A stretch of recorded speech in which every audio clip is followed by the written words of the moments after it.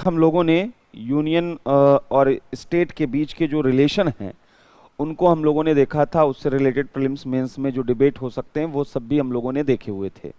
आज जो हम लोगों को देखना है वो देखना है the union and it's territory, जो संघ भारत का है और इसके राज्य क्षेत्र। जैसा कि हमने बात किया हुआ था कि भारत में वह यूनियन ऑफ स्टेट्स के रूप में देखा जाता है या एक संघ के रूप में देखा जाता है। तो सवाल यहाँ पर यह बनता है कि संघ में कौन शामिल है। इसके राज्य क्षेत्र में भारत जब नाम लिया जाता है तो इंडिया की टेरिटरी कहाँ से कहाँ तक फैली हुई है। तो एक तो तरीका है कि जो ज्योग्राफिकल मैप आप देखते हैं इंडिया का, तो हम उसके थ्रू ये बताते हैं कि ये हमारा इंडिया है। लेकिन कॉन्स्टिट्यूशन ने इसे किस तरीके से डिफाइन किया है ये जानना हमारे लिए जरूरी है एग्जाम पॉइंट ऑफ व्यू से। तो हमारा यह जो पार्ट 1 है कॉन्स्टिट्यूशन का भाग 1, यहीं से स्टार्ट ही होता है कि संघ और उसके राज्य क्षेत्र कौन कौन से हैं। पहला बताया गया है आर्टिकल 1 में, वह name and territory of the union के बारे में बताया गया है। यानी भारत का जो संघ है उसका नाम क्या होगा और उसका क्षेत्र क्या होगा, राज्य क्षेत्र क्या होगा, यह आर्टिकल 1 में बताया गया है। अगर आर्टिकल 1 में देखें तो इसमें बोला गया है India that is Bharat shall be a union of states. तो यहाँ पर पहली चीज तो ये है कि इंडिया के लिए दो तरीके के शब्दों का इस्तेमाल किया गया है, दो नाम है, इंडिया और Bharat. India that is Bharat shall be a union of state, और इसी में यह बताया गया है कि यह यूनियन ऑफ स्टेट होगा। यानी इसमें यह क्लियर कर दिया गया है कि यहाँ पर एक यूनियन गवर्नमेंट एक स्टेट गवर्नमेंट होगा और दोनों के बीच डिवीजन ऑफ पावर होगा, शक्तियों का विभाजन कॉन्स्टिट्यूशन के थ्रू होगा। तो ये पहले आर्टिकल में ही बता दिया गया है। दूसरा इसका जो क्लॉज है आर्टिकल 1 का, वो कहता है the states and the territories thereof shall be as specified in the first schedule. यानी अगर भारत के जो भी टेरिटरीज हैं, जो राज्य क्षेत्र हैं, उनके नाम आपको जानने हैं तो फर्स्ट शेड्यूल में दिए गए हैं। जितने भी भारत में वह स्टेट हैं और यूनियन टेरिटरीज भी होते हैं। एक तो हो गया स्टेट, तो स्टेट के साथ यूनियन का डिवीजन ऑफ पावर होता है। यानी शक्तियां संविधान के तहत कुछ यूनियन गवर्नमेंट के पास होती हैं, कुछ स्टेट गवर्नमेंट के पास होती हैं। लेकिन जो कुछ ऐसे भी टेरिटरीज होते हैं जो यूनियन के कंट्रोल में होते हैं और इनके साथ कोई डिवीजन ऑफ पावर नहीं होता है। जो यूनियन टेरिटरीज होते हैं उनके साथ कोई डिवीजन ऑफ पावर नहीं होता है। कॉन्स्टिट्यूशन जो है वह यूनियन और यूनियन की टेरिटरी के बीच में कोई पावर का डिवीजन नहीं करती है, बल्कि यूनियन टेरिटरीज का मतलब ही ये है कि जहां पर पावर वह यूनियन गवर्नमेंट के थ्रू डिवॉल्व किया जाएगा। जहां पर पावर जो है वह कॉन्स्टिट्यूशन के थ्रू डिवाइड नहीं किया जाएगा, बल्कि यूनियन गवर्नमेंट की इच्छा पे होगा कि वो कितना पावर अपने यूनियन टेरिटरी को देते हैं। तो अगर इस तरीके से देखा जाए तो जो टेरिटरी ऑफ इंडिया है अगर उसको हम देखें तो उसमें 3 टेरिटरीज आते हैं। एक तो the territories of the states, राज्यों का जो भूक्षेत्र होता है। 28 राज्य 28 स्टेट अगर इस वक्त हैं तो 28 राज्यों का जो भूक्षेत्र है वह भारत के राज्य क्षेत्र में शामिल है, टेरिटरी ऑफ इंडिया में शामिल है। दूसरा यूनियन टेरिटरीज जो कि फर्स्ट शेड्यूल में बताए गए हैं, उन यूनियन टेरिटरीज को भी वह टेरिटरी ऑफ इंडिया के रूप में देखा जाता है। और तीसरा such other territories as may be acquired, यानी अर्जित राज्य क्षेत्र।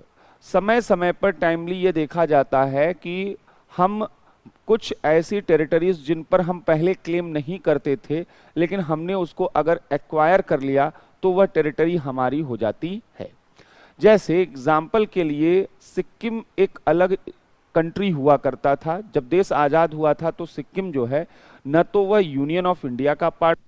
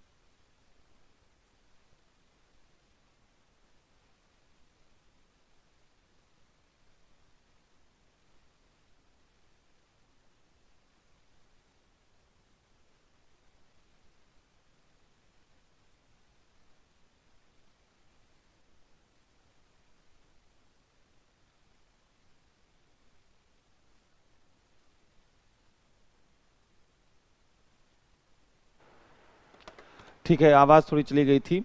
तो हमने अभी आर्टिकल 1 देखा, आर्टिकल 2 हमने स्टार्ट किया है। आर्टिकल 2 में ये बताया गया है कि एडमिशन और एस्टेब्लिशमेंट ऑफ न्यू स्टेट्स, जो अभी स्टेट के रूप में एग्जिस्ट नहीं करते हैं, अगर उन्हें यूनियन में एडमिशन देना है या उन्हें एस्टेब्लिश करना है तो इसके लिए आर्टिकल 2 अप्लाई होता है।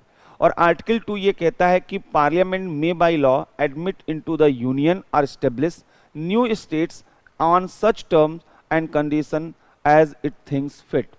यानी यह संसद की शक्ति है कि वह नए राज्यों की स्थापना और प्रवेश कर सकती है, जो भी उसे शर्तें वहां पर सही लगती हैं। तो ये आर्टिकल 2 था। इसका इस्तेमाल एक बार किया जा चुका है। जब सिक्किम को हमने एक्वायर किया तो हम उसको स्टेट के रूप में अपने जो है वह जो उसको शामिल करना था, तो हमने सिक्किम को स्टेब्लिश किया और उसे एडमिशन दिया as a new state India में। 22nd जो है स्टेट के रूप में हमने उसको रिकॉग्नाइज किया था, 22वां राज्य उस वक्त वो बना हुआ था। तो यहां पर आर्टिकल 2 इसी संदर्भ में इस्तेमाल किया जाता है। आर्टिकल 2A अब नहीं है, पहले यह कॉन्स्टिट्यूशन में था। आर्टिकल 2A जो था वह 35th कॉन्स्टिट्यूशनल अमेंडमेंट के थ्रू इंसर्ट किया गया था कॉन्स्टिट्यूशन में 1974 में, और जिसके तहत सिक्किम को पहले वह एडमिशन सीधे डायरेक्ट हमारी यूनियन में नहीं मिला था, बल्कि सिक्किम को हमने एसोसिएट स्टेट का स्टेटस दिया था। एक अलग तरीके का कैटेगरी हमने बनाया था, सहयुक्त राज्य। यानी एसोसिएट स्टेट ऐसे स्टेट थे जहां पर हम उसके एक्सटर्नल मैटर पर कंट्रोल कर रहे थे इंडिया, लेकिन इंटरनल मैटर पर नहीं। लेकिन आगे चलकर 1975 में 36th कॉन्स्टिट्यूशनल अमेंडमेंट के थ्रू हमने 22nd स्टेट के रूप में, फुल स्टेट के रूप में सिक्किम को अपने यूनियन में शामिल कर लिया अकॉर्डिंगली आर्टिकल 2। तो यहां पर नए राज्यों की स्थापना और प्रवेश जो अभी यूनियन के पार्ट नहीं है, जो अभी एग्जिस्ट नहीं करते हैं एज अ स्टेट, उनके लिए आर्टिकल 2 इस्तेमाल होता है। लेकिन आर्टिकल 3 किसके लिए इस्तेमाल होता है? तो आर्टिकल 3 उन जो है टेरिटरीज के लिए इस्तेमाल होता है जो अभी यूनियन के पार्ट हैं और स्टेट हैं। जो यूनियन के पार्ट हैं, अगर उनमें किसी तरीके का चेंज है, जैसे 28 स्टेट हैं जो इस वक्त यूनियन के पार्ट हैं, अगर उनकी टेरिटरी में किसी भी प्रकार का चेंजेस हमें किया जाना है तो इसके लिए आर्टिकल 3 अप्लाई होगा, आर्टिकल 2 नहीं। तो आर्टिकल 3 जो है वह formation of new states and alteration of areas boundaries or name of existing states. जो विद्यमान राज्य हैं उनकी सीमाओं में, उनके क्षेत्र में, उनके नाम में कोई परिवर्तन किया जा रहा है या उन्हीं में से किसी नए राज्य का निर्माण किया जा रहा है तो आर्टिकल 3 इस्तेमाल होगा। यानी अगर उत्तर प्रदेश में अगर कोई जो है उत्तर प्रदेश की जो टेरिटरी है उसी में से किसी और स्टेट को फॉर्म करना हो, तो यहां पर फॉर्मेशन है, यहां पर आप स्टेब्लिश नहीं कर रहे हैं। स्टेब्लिश इसलिए क्योंकि वो एग्जिस्ट कर रहा है। सिक्किम एग्जिस्ट ही नहीं करता था, हमने उसको स्टेब्लिश किया और एडमिशन दिया। लेकिन अगर एग्जिस्टिंग जितने स्टेट हैं, अगर उनसे किसी नए राज्य का निर्माण किया जा रहा है या उनके नाम में, उनकी सीमाओं में, उनके क्षेत्रफल में किसी तरीके का अल्टरेशन हो रहा है, किसी तरीके का चेंज हो रहा है, तो आर्टिकल 3 अप्लाई होता है। आर्टिकल 3 में ये बोला गया है कि पार्लियामेंट में बाय लॉ, यहां भी पार्लियामेंट को ही अथॉरिटी दी गई है, और अथॉरिटी दी गई है कि वह form a new state by separation of territory from any state. जैसे उत्तर प्रदेश से एक हिस्सा निकाल के बुंदेलखंड स्टेट बना दिया जाए। Or by uniting two or more state, जैसे मध्य प्रदेश के कुछ एरिया और उत्तर प्रदेश के कुछ एरिया दोनों को मिलाकर बुंदेलखंड स्टेट बना दिया जाए। Or parts of states or by uniting any territory to a part of any state. तो अगर किसी यूनियन टेरिटरी का दिल्ली का कुछ हिस्सा और यूपी के पश्चिमी यूपी का कुछ हिस्सा मिलाकर वहां पर हरित प्रदेश बना दिया जाए, तो यहां पर कहीं भी अगर जो भी हमारे एग्जिस्टिंग स्टेट हैं उनके जो एरिया हैं उनमें से जो है अगर हम कोई नया स्टेट फॉर्म कर रहे हैं तो पार्लियामेंट ऐसा कर सकता है लॉ के थ्रू। पार्लियामेंट और क्या कर सकता है? Increase the area of state, राज्य के क्षेत्रफल में वृद्धि कर सकता है। Diminish the area of any state, किसी राज्य के क्षेत्र में कमी कर सकता है। Alter the boundaries of state, राज्यों की सीमाओं में परिवर्तन कर सकता है। Alter the name of any state, राज्य के नाम में कोई परिवर्तन कर सकता है।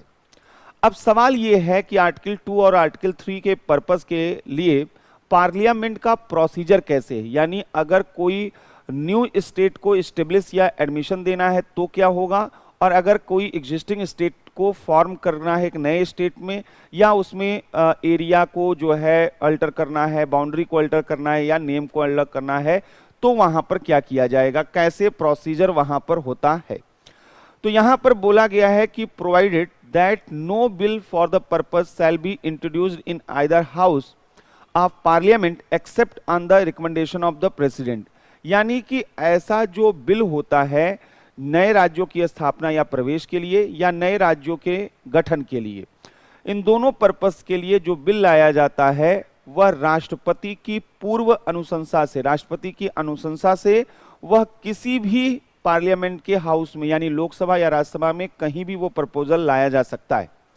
Where the proposal contained in the bill affects the area, जो कंसर्न्ड स्टेट होगा, जिस स्टेट के जो एरिया में, बाउंड्री में, नेम में किसी तरीके का चेंजेस हो रहा है, उस स्टेट के बारे में बोला गया है कि the bill has been referred by the president to the legislature of the state for expressing its view thereon within such period as may be specified in the reference or within such further period as the president may allow and the period so specified or allowed has expired। एक चीज यहां पर जो समझने वाली है कि question कैसे आते हैं, लैंग्वेज भी आपको सीखते चलना है। प्रीलिम्स में जो क्वेश्चन आते हैं, अगर इस पूरे भाग को आप पढ़ें तो यहाँ लिखा हुआ है कि राष्ट्रपति की पूर्व अनुशंसा से ऐसा प्रस्ताव संसद के किसी भी सदन में प्रस्तुत किया जा सकता है, और राष्ट्रपति की अनुशंसा लेने जब ली जाती है तो राष्ट्रपति उस विधेयक को राज्यों के विधानमंडल के पास भेज देते हैं और एक निश्चित समयावधि में उनसे उस पर विचार मांगते हैं। सवाल ये है कि ये जो यहाँ पर पीरियड है कि कितने पीरियड में जो है उनको कितने टाइम में वो आइडिया स्टेट को देना है, यह कहीं भी मेंशन नहीं है। मान लीजिए कल को प्रीलिम्स में क्वेश्चन बन गया कि नए स्टेट के फॉर्मेशन के लिए प्रेसिडेंट के द्वारा रेफर्ड किया गया बिल स्टेट लेजिस्लेचर को विद इन 6 मंथ अपनी ओपिनियन देने होंगे, तो विद इन 6 मंथ ऐसा कोई प्रोविजन यहाँ नहीं लिखा है, यहाँ कोई फिक्स यहाँ पर जो है टाइम नहीं लिखा गया है। ये केवल बोला गया है कि within such period as may be specified in the reference. तो यहाँ पर राष्ट्रपति वो निर्धारित समय सीमा निर्धारित करते हैं। अब अगर राष्ट्रपति ने वो समय सीमा निर्धारित की और कहा कि इतने समय में इसको लौटाना है, और अगर उतने टाइम के दौरान जो है उतने ड्यूरेशन में उन्होंने नहीं लौटाया या कोई अपना ओपिनियन नहीं दिया या कोई ओपिनियन दिया भी, तो राष्ट्रपति के लिए कहीं भी यह बाइंडिंग नहीं है कि स्टेट के ओपिनियन को वो एक्सेप्ट करें। बिना ओपिनियन को एक्सेप्ट किए हुए वो अपना रिकमेंडेशन दे देंगे, दोनों हाउसेस के किसी भी हाउस में वो इंट्रोडक्शन उसका हो जाएगा बिल का। बिल दोनों हाउसेस से सिंपल मेजॉरिटी से पास कर दी जाएगी। सिंपल मेजॉरिटी का मतलब होता है प्रेजेंट और वोटिंग मेंबर का हाफ, यानी 1/2। तो ये सिंपल मेजॉरिटी होती है और इसको अचीव करना सबसे आसान होता है।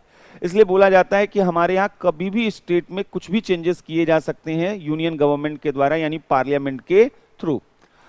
अब यहाँ पर एक चीज और समझने वाली बात है कि जब अगर किसी भी एग्जिस्टिंग स्टेट के जो एरिया, बाउंड्री, नेम, इन सब में कोई भी चेंज हो रहा है तो यह अपने आप में कॉन्स्टिट्यूशन में भी एक तरीके का चेंज है, क्योंकि फर्स्ट शेड्यूल जो संविधान का है उसमें सभी स्टेट्स और टेरिटरी का नाम मेंशन होता है। अब अगर किसी तरीके का कोई चेंज आया तो वहां पर भी क्या होगा, चेंजेस होंगे। तो ऐसे कंडीशन में यह एक तरीके से कॉन्स्टिट्यूशनल अमेंडमेंट है, यह एक अपने आप में संविधान संशोधन है। हालांकि हमारे कॉन्स्टिट्यूशन में कॉन्स्टिट्यूशनल अमेंडमेंट का जो प्रोसीजर है वो आर्टिकल 368 में दिया गया है, और आर्टिकल 368 दो रूपों में कॉन्स्टिट्यूशन में अमेंडमेंट की बात करता है। एक बात करता है पार्लियामेंट की स्पेशल मेजॉरिटी के थ्रू, और एक पार्लियामेंट की स्पेशल मेजॉरिटी के साथ साथ हाफ स्टेट लेजिस्लेचर का कंसेंट। वो आगे हम लोग देखेंगे। लेकिन जो समझने वाली बात यहां पर है कि यहां पर यह जो कॉन्स्टिट्यूशन में अमेंडमेंट आर्टिकल 2 और 3 के थ्रू हो रहा है, ये अमेंडमेंट सिंपल मेजॉरिटी से हो रहा है, यानी ये आर्टिकल 368 के नियमों के थ्रू नहीं हो रहा है। इसीलिए आर्टिकल 4 में ये बता दिया गया है कि आर्टिकल 2 और 3 के लिए आर्टिकल 368 अप्लीकेबल नहीं होगा, बल्कि ये जो कॉन्स्टिट्यूशनल अमेंडमेंट है ये सिंपल मेजॉरिटी के थ्रू होंगे। आर्टिकल 368 तो स्पेशल मेजॉरिटी है, तो वो यहां अप्लाई नहीं होता है। लेकिन एक और चीज यहां पर जो आपके लिए जानना जरूरी है वो ये है कि इसके जो दो एक्सप्लेनेशन हैं, आर्टिकल 3 के दो एक्सप्लेनेशन हैं। पहला जो एक्सप्लेनेशन है वो कहता है कि in this article in clause A to E, जो ऊपर हमने देखा था कि नए स्टेट को फॉर्म करना है या पार्लियामेंट डिक्रीज कर सकती है, इंक्रीज कर सकती है या कुछ भी कर सकती है, नेम चेंज कर सकती है, एरिया बाउंड्री चेंज कर सकती है। तो बोला गया है in this article in clause A to E state includes a union territory.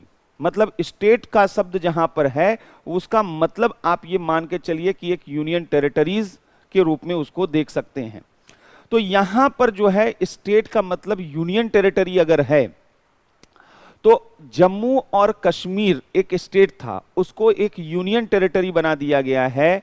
तो यह यूनियन टेरिटरी जो है बनाने की शक्ति पार्लियामेंट के पास किस आर्टिकल के थ्रू है, ये यहां पर क्लियर होना चाहिए।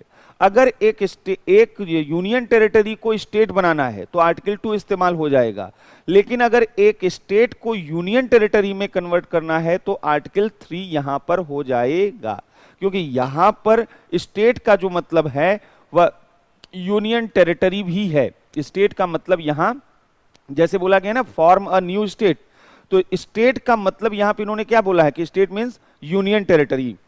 तो form a new union territory bye separation of territory from any state और बाय यूनाइटिंग और कोई भी चीज।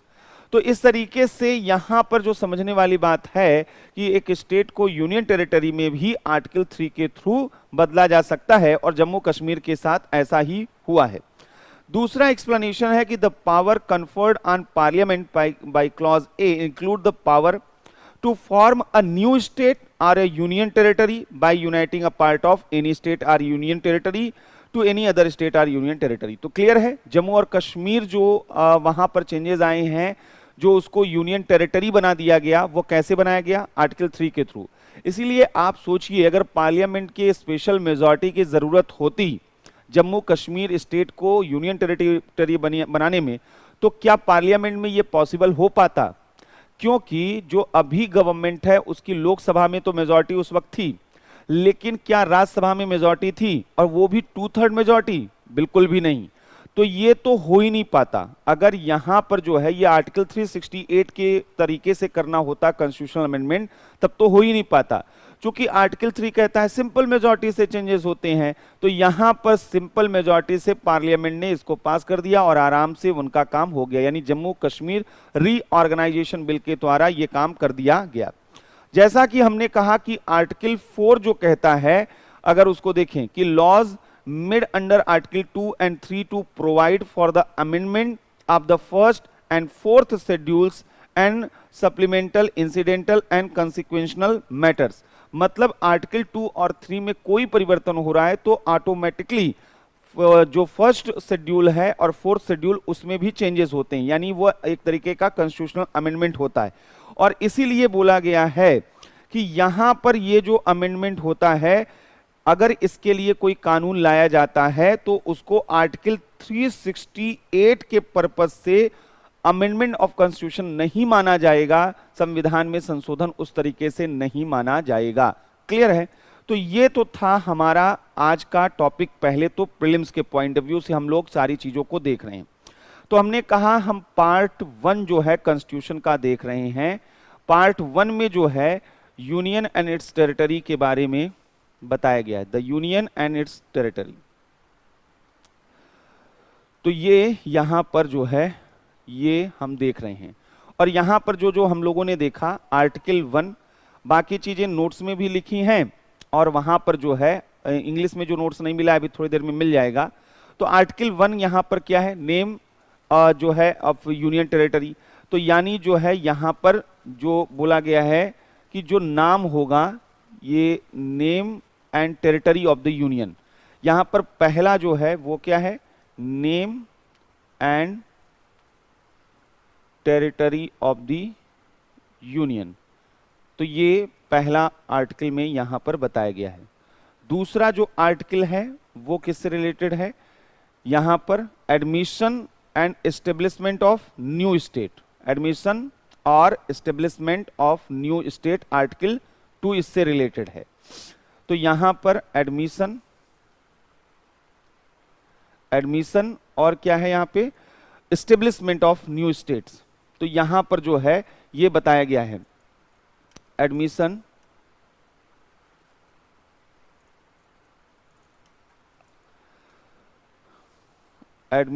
एंड आर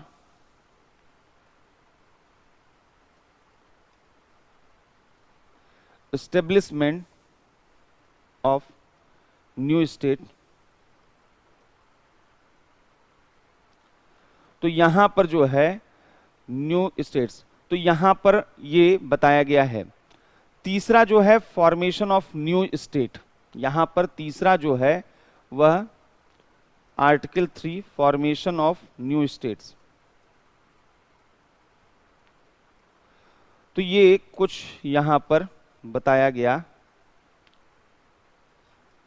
अब यहां से जो है एक बड़ा डिबेट चलता है। ये तो क्लियर है कि यहां पर जो है आर्टिकल 1, 2, 3 इसको एक्सप्लेन करने की जरूरत नहीं है, अब तो सारी चीजें क्लियर हैं। तो यहां पर अब आइए जो हम लोगों को देखना है, जो डिबेट हमारे लिए यहां से इंपॉर्टेंट है, स्टेट रीऑर्गेनाइजेशन की हम बात करते हैं। Reorganisation of states, reorganisation of states, राज्यों का पुनर्गठन कैसे हुआ है, किस रूप में हुआ है, ये हम लोगों को यहां पर समझना है। मतलब कि भारत में संसद को यह शक्ति दी गई है कि वह नए राज्यों का निर्माण कर सकती है, नए राज्यों की स्थापना प्रवेश कर सकती है। तो ठीक है, जब देश आजाद हुआ तो यहां पर स्टेट कैसे बनाए गए, मतलब कैसे भारत को आखिर अलग अलग पार्ट में डिवाइड किया गया, क्या मतलब तरीका था, क्या आधार था वहां पर। तो हमारे यहां पर नेशनल मूवमेंट के दौरान ही ये मुद्दा जो है लगातार चलता जा रहा था। नेशनल मूवमेंट में यहां पर विजन जो है फ्यूचर ऑफ इंडिया का धीरे धीरे बनता जा रहा था कुछ कुछ लीडर्स के थ्रू। जैसे होम रूल मूवमेंट जब स्टार्ट हुआ तो होम रूल मूवमेंट में सबसे बड़ा डिमांड ये था कि हमें सेल्फ रूल दिया जाए। यहां पर ब्रिटेन भले ही बाहर से कंट्रोल करे हमारे एक्सटर्नल मैटर को, लेकिन इंटरनल मैटर में तो कम से कम इंडियंस को जो है वह सेल्फ रूल करने का मौका मिले। इसे ही होम रूल कहा जाता था, गृह शासन वहां पर कहा जाता था। तो उस दौरान ये होम रूल को क्लियर करते हुए यह बताया गया कि अगर हमको इस तरीके का मौका मिलता है तो हम लैंग्वेज के बेसिस पर इंडिया में स्टेट का फॉर्मेशन करेंगे, यानी भाषा के आधार पर राज्यों का गठन किया जाएगा। जो ऑर्गेनाइजेशन ऑफ स्टेट है वह लैंग्वेज के आधार पर किया जाएगा। इसके पीछे अपने तर्क थे, क्योंकि एक भाषा के एक जैसी भाषा बोलने वाले लोगों के बीच में एक इमोशनल कांटेक्ट होता है, इमोशनल यूनिटी होती है, तो और उनके बीच में एडमिनिस्ट्रेशन कर पाना आसान होता है। अब एक ही क्षेत्र में अगर अलग अलग लैंग्वेज बोलने वाले लोग हों तो एडमिनिस्ट्रेशन के लिए उन सब की बातों को समझ पाना, उनको वहां पर जो है गाइड कर पाना बहुत मुश्किल काम हो जाता है। तो होम रूल मूवमेंट में इस तरीके की डिमांड वहां पर शुरू हुई कि लैंग्वेज को बेस बनाया जाए। फिर आगे चलकर गांधी जी ने जब नॉन कोऑपरेशन मूवमेंट स्टार्ट किया 1920 में, तो जो कांग्रेस की वर्किंग कमेटी उस वक्त बनी थी वो भी लिंग्विस्टिक बेसिस पर बनी थी, भाषाई आधार पर कांग्रेस की कार्य समिति का गठन किया गया था। तो चीजें बड़ी क्लियर दिख रही थी कि हाँ, कैसा हमारा कंट्री का, राज्यों का निर्माण कैसे होगा। नेहरू रिपोर्ट में भी इस तरीके की बातें की गई थी कि यहां पर भाषाई आधार पर राज्यों का गठन किया जाएगा। लेकिन जब 1947 में देश आजाद हुआ तो फिर से ये सवाल हमारे सामने आया कि राज्यों का गठन कैसे किया जाए।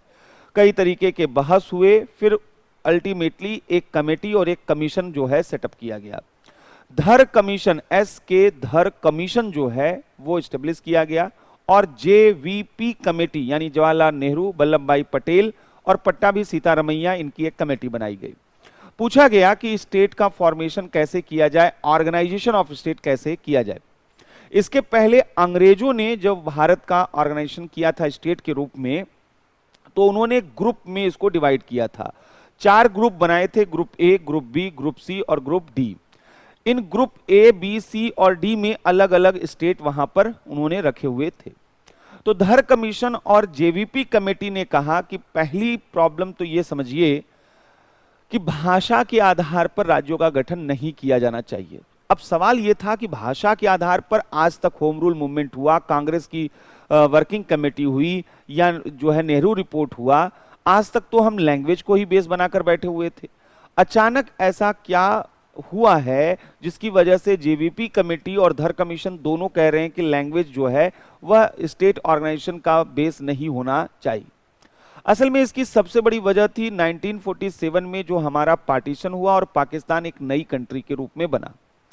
हमको ये लगने लगा कि अगर हम लैंग्वेज के बेसिस पर जो है स्टेट बनाते हैं अलग अलग, कि ये मलयालम स्टेट हो गया, या केरला, ये जो है तमिल स्टेट हो गया, कन्नड़ स्टेट हो गया, उड़िया स्टेट हो गया, हमें ये डर लगता था कि ऐसे में उड़िया, कन्नड़, तमिल या मलयालम जो है सेंटिमेंट ज्यादा मजबूत हो जाएगा उस टेरिटरी में, उस स्टेट में, बजाय नेशनल जो सेंटिमेंट है। यानी सब जो नेशनल फीलिंग्स होती हैं, उपराष्ट्रीय भावनाएं, वो नेशनल फीलिंग से कहीं ज्यादा सुपीरियर हो जाएंगी।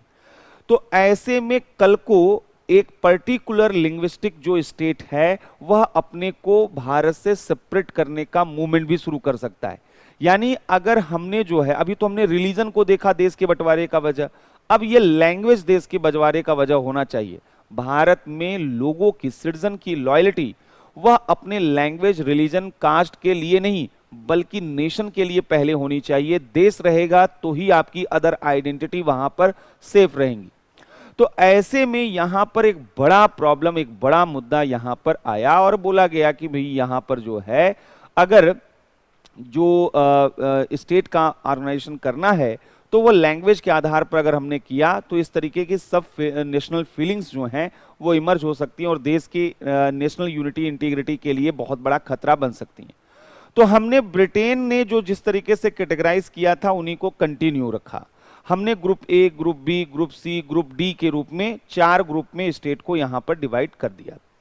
लेकिन ये एक सोल्यूशन था, ये कोई परमानेंट सोल्यूशन यहां पर नहीं था, टेम्पररी सोल्यूशन यहां पर था, क्योंकि यहां पर प्रॉब्लम आनी ही आनी थी। भारत में कई ऐसे टेरिटरी थी जो ब्रिटेन ने बनाई थी यहां पर, उनकी सबसे गलत आदत ये थी कि एक ही टेरिटरी में एक से अधिक लैंग्वेज बोलने वाले लोग रहते थे, तो नेचुरली वहां कन्फ्लिक्ट होगा दो अदर कम्युनिटी के बीच में। जैसे मद्रास प्रांत में तमिल लोग भी रहते थे और तेलुगु, ये दोनों मद्रास प्रांत उस वक्त एक था।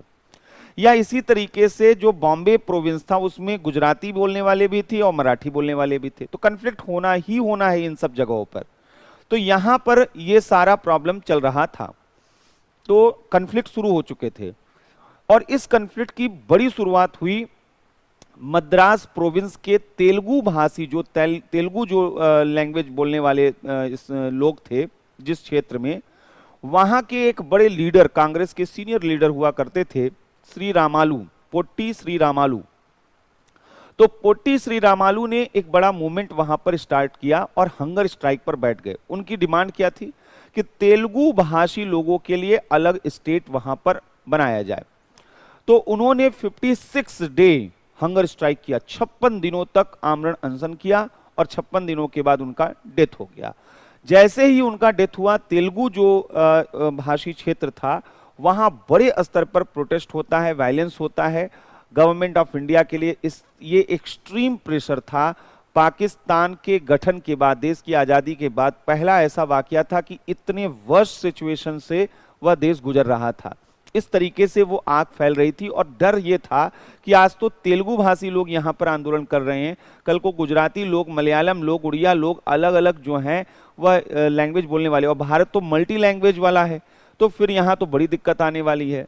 तो आनंद फानंद में पहला डिसीजन ये लिया गया कि आंध्र प्रदेश को लिंग्विस्टिक ग्राउंड पर स्टेट बना दिया जाता है। तो आंध्र प्रदेश तेलुगु भाषी लोगों के लिए वह पहला स्टेट था जो लैंग्वेज के बेस पर यहाँ पर बनाया गया। लेकिन अब हमने कहा, डर यह था कि अगर बार्गेनिंग के थ्रू जनता अपना काम करा लेती है तो ये एक प्रेसिडेंट बन जाता है, एक नजीर बन जाता है। अब ये चीजें देश के अन्य हिस्सों में भी हो सकती थी कि वहां भी कोई लीडर, सीनियर लीडर होता और हंगर स्ट्राइक करे और वहां वायलेंस वगैरह हो, तो ये एक चेन यहां पर स्टार्ट हो जाता। इसको रोकने के लिए तुरंत जैसे ही आंध्र प्रदेश का गठन हुआ, वैसे ही गवर्नमेंट ऑफ इंडिया ने एक कमीशन भी अपॉइंट किया, जिसे हम फजल अली कमीशन कहते हैं।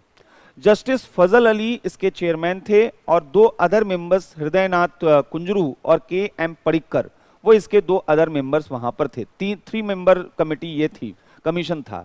फजल कमीशन ने यहां पर सारी चीजों को देखा और देखने के बाद यहां पर उन्होंने बोला कि देखिए, यहां पर लैंग्वेज जो है वह एक बेस बनता है। स्टेट को अगर ऑर्गेनाइज करना है तो आपको लैंग्वेज को बेस बनाना चाहिए, ये कहीं से गलत नहीं है। लेकिन उन्होंने कहा होल सोल क्राइटेरिया ये नहीं होना चाहिए कि केवल लैंग्वेज के आधार पर राज्यों का गठन किया जाए, तो ये सही नहीं है, तब तो फिर हमारे यहां बड़ी प्रॉब्लम हो जाएगी। उन्होंने कहा कुछ अदर क्राइटेरिया यहां पर होने चाहिए। जैसे उन्होंने कहा 4 चीजें। पहला, उन्होंने कहा नेशनल सिक्योरिटी को कंसीडर करते हुए स्टेट को फॉर्म अगर कहीं पर लग रहा है, जैसे अंडमान निकोबार आइलैंड और लक्षद्वीप, ये क्या है? आइलैंड है। अब ये जो है मेन लैंड जो इंडिया का है उससे काफी दूर है। हमने अभी तक उनको यूनियन टेरिटरी का स्टेटस दिया है। यूनियन टेरिटरी की वजह से पूरा कब्जा यूनियन गवर्नमेंट का है। लेकिन मान लीजिए कि कल को हमने उनको स्टेट बना दिया। स्टेट बनाने का मतलब समझ रहे हैं? हमने उनको अलग से पावर दे दिया, उनके स्टेट के एम्प्लॉय अलग होंगे, उनकी पुलिस अलग होगी, सब कुछ अलग होगा। और कल को उनके अंदर सेपरेटिस्ट टेंडेंसी वहां पर आ गई, किसी ऐसी गवर्नमेंट, कोई ऐसा चीफ मिनिस्टर आया और उसने कहा अंडमान निकोबार एक नया कंट्री है, अब हम यहां अलग देश हैं, तो प्रॉब्लम ये आएगी कि हमारे क्षेत्र से काफी दूर भी है और अगर कोई सेपरेटिस्ट टेंडेंसी वहां स्टार्ट हो गई तो रोक पाना बड़ा मुश्किल हो जाएगा। इसलिए अभी तक हमने क्या किया है? यूनियन टेरिटरी ही तो बनाया है। तो कई बार नेशनल सिक्योरिटी को कंसीडर करते हुए हम वहां पर जो है स्टेट का ऑर्गेनाइजेशन करते हैं। दूसरा बोला गया कि कल्चरल प्रॉक्सिमिटी, सांस्कृतिक निकटता, सांस्कृतिक भाषाई निकटता, यानी अगर एक क्षेत्र में रहने वाले लोग एक तरीके के कल्चर और लैंग्वेज में प्रैक्टिसेस करते हैं तो उनका एक स्टेट बना देना चाहिए, कहीं से कोई गलत नहीं है। इससे ज्यादा स्मूथ एडमिनिस्ट्रेशन होगा, इसमें कहीं कोई प्रॉब्लम नहीं है। और तीसरा कि यहां पर बोला गया कि जो यहां पर लोगों का वेलफेयर है ये बहुत महत्वपूर्ण होना चाहिए अगर स्टेट हमें फॉर्म करना है। जैसे तेलंगाना का प्रॉब्लम क्या था कि वहां पर तो तेलुगु भाषी ही लोग थे। आंध्र प्रदेश में तेलंगाना पहले था तो वहां पर तो तेलुगु ही भाषी थी। लेकिन फिर प्रॉब्लम क्यों आया? प्रॉब्लम ये आया कि जो आंध्र के लोग थे, जो तेलंगाना के लोग थे, वहां पर जो है एक्सट्रीम एक जो है वह डिस्पैरिटी देखने को मिल रही थी। तेलंगाना के लोगों के पास अपॉर्चुनिटी नहीं थी। तो वेलफेयर ऑफ पीपल ये भी एक क्राइटेरिया होगा। और चौथा उन्होंने कहा कि सबसे महत्वपूर्ण चीज है financial economic consideration, financial administrative consideration यहां पर देखना होगा कि अगर राज्य बना रहे हैं तो क्या वह फाइनेंशियली वायबल होगा। जैसे उत्तर प्रदेश से बुंदेलखंड चलिए हम बना देते हैं, कोई दिक्कत नहीं है, लेकिन क्या बुंदेलखंड अभी फिलहाल वह रेवेन्यू जनरेट कर पाएगा क्या जिससे वह अपनी जरूरतें पूरी कर ले? क्योंकि एक नया स्टेट बनाने का मतलब क्या है? एक नई असेंबली वहां पर बनेगी, कुछ मिनिस्टर्स वहां पर आएंगे, कुछ वहां पर जो है डिस्ट्रिक्ट वहां पर बनेंगे, उनमें जो है कुछ ऑफिसर्स रिक्रूट किए जाएंगे, तमाम तरीके के एडमिनिस्ट्रेटिव एक्सपेंडिचर बढ़ेंगे।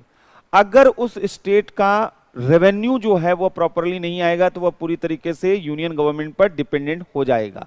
तो प्रॉब्लम ये है कि यहां पर हमारे लिए कोई नया स्टेट फॉर्म करना वो उतना इंपॉर्टेंट नहीं है जितना उसका फाइनेंशियल और एडमिनिस्ट्रेटिव कंसिडरेशन भी देखना है।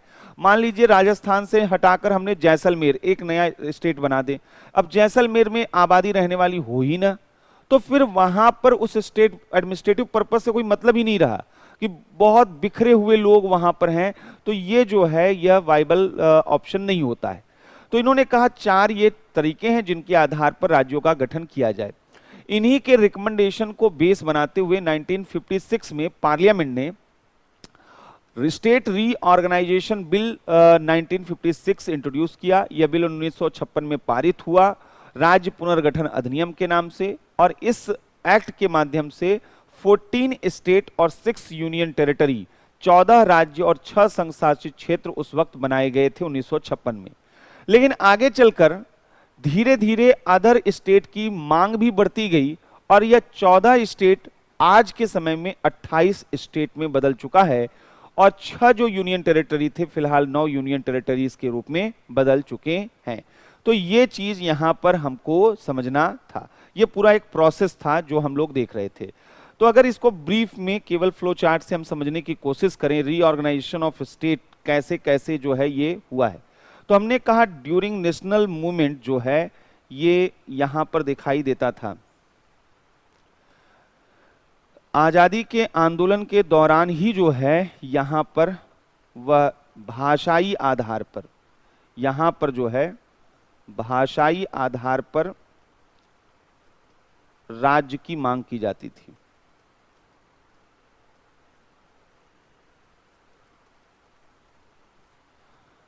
तो यहां पर भाषाई आधार पर, लैंग्वेज के आधार पर, लिंग्विस्टिक स्टेट का जो कंसेप्ट था, भाषाई राज्यों की कल्पना, वह ड्यूरिंग नेशनल मूवमेंट था। कहां कहां पे? होम रूल जो यहां पर मूवमेंट चल रहा था,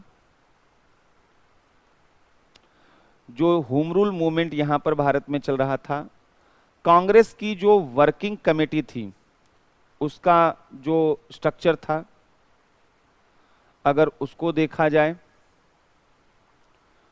और नेहरू रिपोर्ट की अगर हम बात करें तो इन सब में हम देख सकते हैं कि यहां पर भाषा को, लिंग्विस्टिक स्टेट का कंसेप्ट जो है, आइडिया, वो काम करता था। लेकिन आजादी के बाद यहां पर प्रॉब्लम क्या आया? आफ्टर इंडिपेंडेंस, आजादी के बाद प्रॉब्लम क्या आया? जो कम्युनल डिवीजन हुआ था, कम्युनल पार्टीशन हुआ था, देश का सांप्रदायिक विभाजन, कम्युनल पार्टीशन हुआ था, देश का सांप्रदायिक विभाजन यहां पर हुआ था। और सांप्रदायिक विभाजन की वजह से जो क्वेश्चन अराइज हो रहे थे unity and integrity of nation पर, तो यहां राष्ट्र की एकता और अखंडता पर प्रश्न खड़े हो रहे थे, राष्ट्र की एकता और अखंडता पर प्रश्न खड़े हो रहे थे। तो इस वजह से यहां पर जो है वह एक कमीशन, एक कमेटी बनाई गई। तो एक एस के धर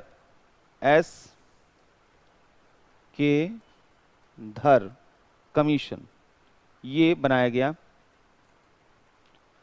एक तो एस के धर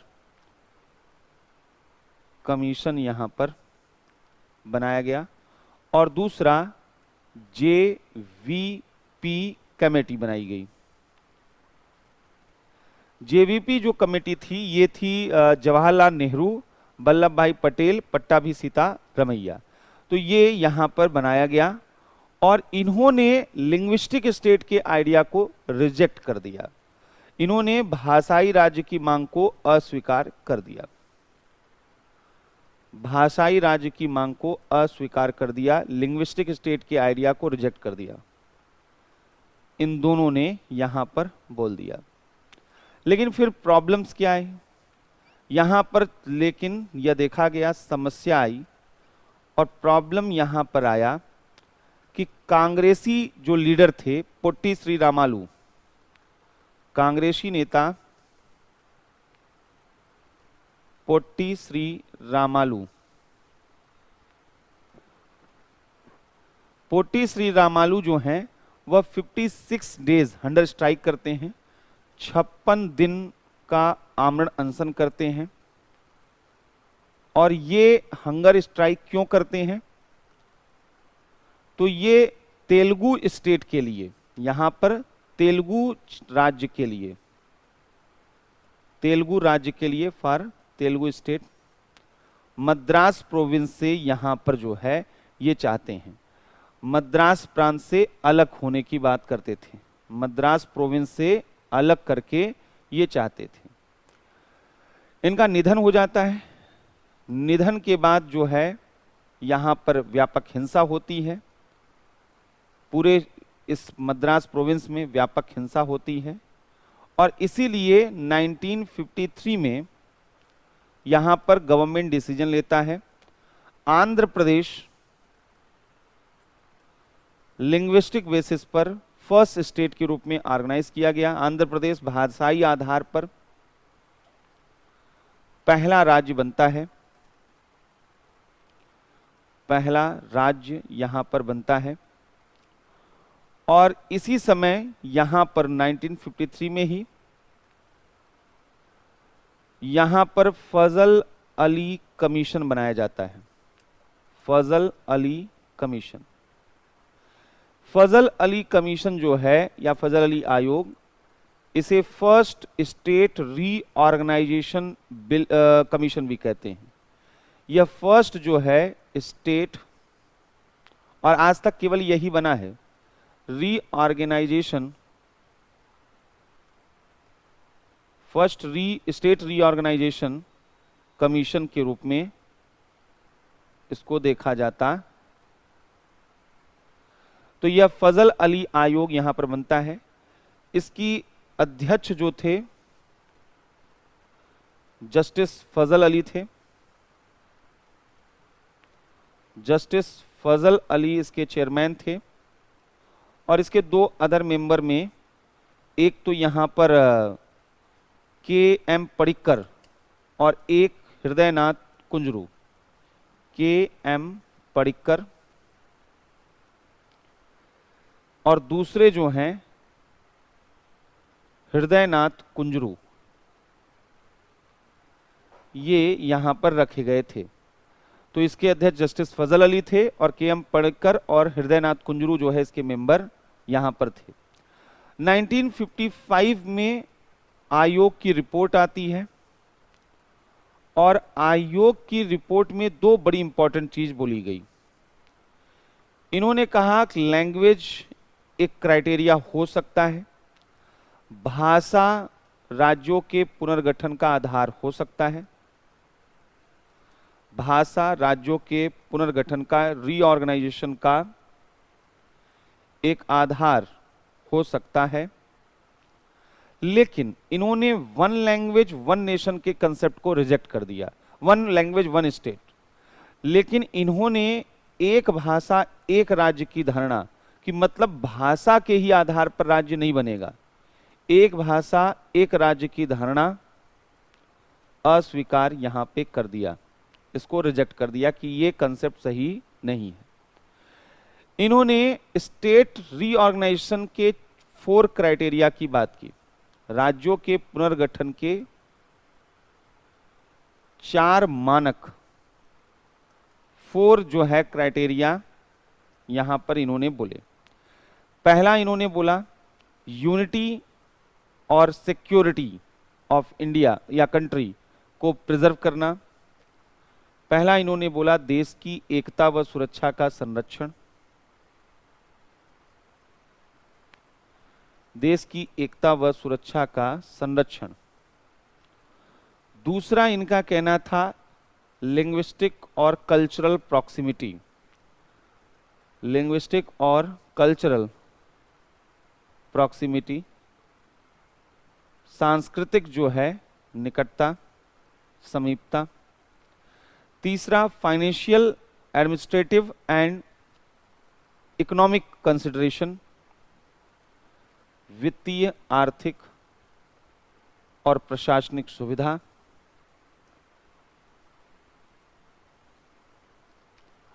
और चौथा यहां पर था वेलफेयर ऑफ पीपल, लोगों का कल्याण।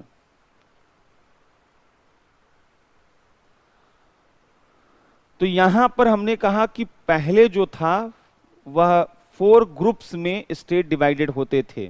तो फजल अली कमीशन ने कहा कि ऐसा है कि ये जो अलग अलग ग्रुप्स में स्टेट को आपने क्लासिफाइड किया है, इस सिस्टम को एबॉलिश किया जाए। तो वो खत्म किया गया और यहां पर 14 स्टेट और 6 यूनियन टेरिटरी, 14 राज्य और 6 केंद्र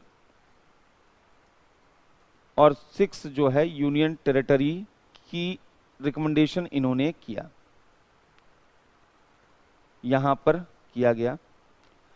तो ये देखा गया यहां पर, और संसद द्वारा इसलिए यहां पर यहां पर थोड़ा चेंज करिएगा, 14 नहीं, इन्होंने 16 राज्य इन्होंने बोले थे। फजल अली कमीशन ने तो 16 स्टेट का रिकमेंडेशन दिया था, लेकिन जो कानून बना था उसमें 14 राज्य बने थे। तो इन्होंने 16 राज्य और 6 यूनियन टेरिटरी की अनुशंसा यहां पर की थी। संसद ने इसके लिए जो है यहां पर पार्लियामेंट द्वारा जो है state reorganisation act, state reorganisation act 1956 लाया गया, और इसी में 7th कॉन्स्टिट्यूशनल अमेंडमेंट भी हुआ था, क्योंकि फर्स्ट शेड्यूल में चेंजेस करने थे। तो इसी वक्त 7th कॉन्स्टिट्यूशनल अमेंडमेंट भी हुआ था, और इसके तहत 14 स्टेट और 6 यूनियन टेरिटरीज जो हैं यहां पर यूटीज बनाए गए थे। तो ये एक पूरा डेवलपमेंट यहां पर देखने को मिलता है। हालांकि इसके बाद भी बहुत से और स्टेट यहां पर बनाए गए, इसके बाद भी बहुत से स्टेट यहां पर बनाए गए, और इन स्टेट में अगर हम बात करें, जैसे 1960 में जो बॉम्बे प्रोविंस था उसमें गुजराती भाषी लोग भी रहते थे, तो उन्होंने वहां पर बड़ा प्रोटेस्ट किया। तो 1916 में 15th स्टेट के रूप में गुजरात को अलग स्टेट का स्टेटस दे दिया गया। फिर असम एक स्टेट पूरा का पूरा हुआ करता था, असम, वहां पर नागा लोग जो हैं वो देश से अलग होने की मांग कर रहे थे, तो उन्हें ऑटोनॉमी देने के लिए स्टेट का स्टेटस दिया गया। असम से निकालकर वहां पर 17वें स्टेट के रूप में नागालैंड को स्टेब्लिश किया गया, वहां पर जो है इस रूप में बनाया गया 16वें राज्य के रूप में। फिर इसके बाद 1966 में हमारे यहाँ पर जो पंजाब हरियाणा का क्षेत्र देख रहे हैं, यहाँ बहुत से छोटे छोटे देसी रियासतें हुआ करती थी। उन देसी रियासतों को मिलाकर एक स्टेट बनाया गया, नाम रखा गया था पेप्सू, यानी जो प्रिंसली स्टेट ऑफ पटियाला था और उससे रिलेटेड, उसको उन्होंने पेप्सू स्टेट का स्टेटस दिया था। तो वहां पर प्रॉब्लम यह थी कि पेप्सू में पंजाबी लोग भी रहते थे, हरियाणवी लोग भी रहते थे, और हिमाचल के कांगड़ा लोग भी रहते थे। तो 1966 में पंजाब से निकाल के हरियाणा अलग कर दिया गया, तो एक नया स्टेट कौन बन गया? हरियाणा बन गया। 1971 तक आते आते असम से निकालकर अदर स्टेट जो हैं वहां पर मेघालय हुआ, मिजोरम हुआ, त्रिपुरा हुआ, इनको अलग स्टेट बना दिया गया। तो यहां से जो है वह नए स्टेट की संख्या हो गई यहां पर 21, और 1975 में जो है वो बना दिया गया यहां पर सिक्किम को, तो 22 राज्य। 1987 में फिर से 3 स्टेट बनाए गए, गोवा, अरुणाचल प्रदेश और मणिपुर, और वहां से हो गए ये 3 स्टेट 25। और 2000 में जो है वर्ष 2000 में 3 और स्टेट बनाए गए, नाम था झारखंड, छत्तीसगढ़ और जो है उत्तराखंड, तो ये हो गए 28। 2014 में तेलंगाना को एक नया स्टेट बनाया गया, तो स्टेट की संख्या हो गई 29। लेकिन 2019 में जम्मू और कश्मीर का स्टेट का स्टेटस छीन लिया गया, तो फिर से स्टेट की संख्या हो गई 28। तो कुल मिलाकर यहां पर पहले तो ये चीज समझना था, ये सब प्रीलिम्स के पॉइंट ऑफ व्यू से इंपॉर्टेंट हमारे लिए हैं। अब एक और क्वेश्चन यहां से बनता है, पहले उस क्वेश्चन को समझेंगे और तब हम डिबेट की तरफ चलेंगे। क्वेश्चन बनता है कि क्या कि इंडिया जो है अपनी टेरिटरी को किसी दूसरे कंट्री को असाइन कर सकता है, सौंप सकता है? मतलब हम अपनी टेरिटरी को, अपने लैंड को क्या किसी फॉरेन कंट्री को असाइन कर सकते हैं? क्या ये पॉसिबल है? तो ये एक अपने आप में बड़ा सवाल था कि क्या ये प्रैक्टिकली पॉसिबल है या नहीं है, कैसे होगा, क्या होगा। तो देखा गया कि यहाँ पर जो है शुरुआती दौर में तो ये हमने इमेजिन ही नहीं किया था कि ऐसा कुछ मतलब जरूरत पड़ेगी। मतलब कोई देश अपनी जमीन किसी दूसरे देश को क्यों देगा, ये तो हम सोचते ही नहीं थे। लेकिन ऐसी स्थिति आ गई 1960 में, और 1960 में प्रॉब्लम क्या आई? इंडिया और जो ईस्ट पाकिस्तान, जिसे आजकल आप बांग्लादेश कहते हैं, उसका नाम ईस्ट पाकिस्तान हुआ करता था, पूर्वी पाकिस्तान, दोनों की बाउंड्री कुछ इस तरीके की जिग-जॉग यहां पर होती थी। अब इस तरीके की बाउंड्री की प्रॉब्लम समझिए कि यहां पर आप फेंसिंग, बाड़ेबंदी नहीं कर सकते। एक बहुत बड़े एरिया में इस तरीके से घुमावदार सीमाएं थी, अंग्रेजों ने कुछ इसी तरीके से हमारी सीमाएं बनाई थी। अब इसमें प्रॉब्लम क्या आती है? अगर आप देखिए ये इंडियन गांव है, ये भारतीय गांव है, और घिरा किससे है चारों तरफ? चारों तरफ बांग्लादेश से घिरा हुआ है। तो यहां पर जो है, और इसकी फेंसिंग नहीं है, इसकी बाड़ेबंदी नहीं है, मतलब भारत के लोग बांग्लादेश और बांग्लादेश के लोग जो है वह भारत आराम से आ जा सकते हैं, क्योंकि चाहे जितनी कोशिश कर लें यहां पर इतना बड़ा क्षेत्र में बाड़ेबंदी किया ही नहीं जा सकता था। तो दोनों के बीच में एक प्रॉब्लम, और यही स्थिति जो है इस गांव की होती। ये तो था ईस्ट पाकिस्तान का, लेकिन घिरा हुआ किससे है चारों तरफ? चारों तरफ घिरा हुआ है इंडिया से। अब अगर सोचिए कि अगर इनकी बाउंड्री जो है कुछ इस तरीके से होती तो कितना अच्छा होता, सीधे एक लाइन और यहां पर फेंसिंग बनाकर आराम से जो है इधर भारत और उधर बांग्लादेश की सीमा। अब इसके लिए क्या जरूरी था कि ये जो इलाका जो भारत में बांग्लादेश का यानी पाकिस्तान का जा रहा है, इसको बोलते हैं इनक्लेव, अंतः क्षेत्र। किसी देश का कोई हिस्सा किसी दूसरे देश में अगर प्रवेश कर रहा है और उससे घिरा हुआ है तो उसको इनक्लेव कहते हैं। तो यहां पे इस हिस्से को पाकिस्तान भारत को दे दे और भारत इस हिस्से को पाकिस्तान को, अगर इन हिस्सों को भारत पाकिस्तान को दे दे तो यहां पर जो है यह समझौता हो सकता है। तो यहां पर बेरूबारी का एक क्षेत्र हुआ करता था, उस क्षेत्र को लेकर विवाद बना हुआ था और वहां पर एक समझौते के तहत भारत ने कहा इस क्षेत्र का यह हिस्सा हम पाकिस्तान को देंगे। लेकिन देश में यह सवाल आया कि यह हिस्सा अगर आप दे रहे हैं तो कल को कोई हिस्सा आप पूरा दिल्ली उठाकर चीन को दे दीजिए। तो यहां पर क्या हमारे कॉन्स्टिट्यूशन में आर्टिकल 1, 2, 3, 4 में कहीं यह मेंशन है कि हम किसी दूसरे राष्ट्र को कैसे अपना जमीन दे सकते हैं? एक्वायर्ड करने के बारे में लिखा है, क्या दूसरों से लेने के बारे में तो लिखा है, आर्टिकल 1 में भी बताया गया है, आर्टिकल 2 में भी बताया गया है। लेकिन सवाल यह है कि अगर हमें देना है तो मामला पहुंचा यहां पर जुडिशरी के पास। प्रेसिडेंट ने एडवाइस मांगा, वहां पर सलाह मांगा अनुच्छेद 143 के तहत न्यायपालिका से, सुप्रीम कोर्ट से।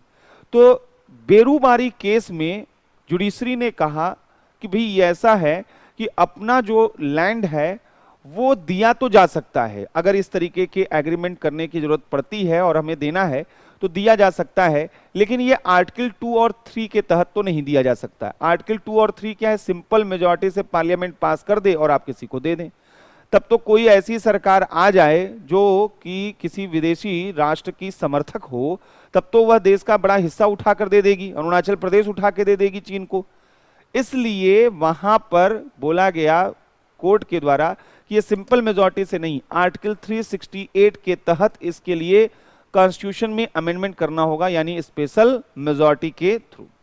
तो ये अपने आप में एक इंपॉर्टेंट यहां पर क्वेश्चन बनता है कि क्या इंडियन जो है टेरिटरी को, क्या भारतीय भूभाग को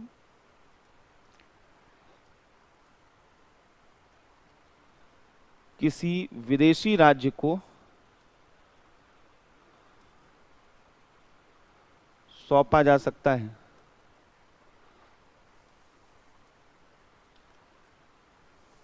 सौंपा जा सकता।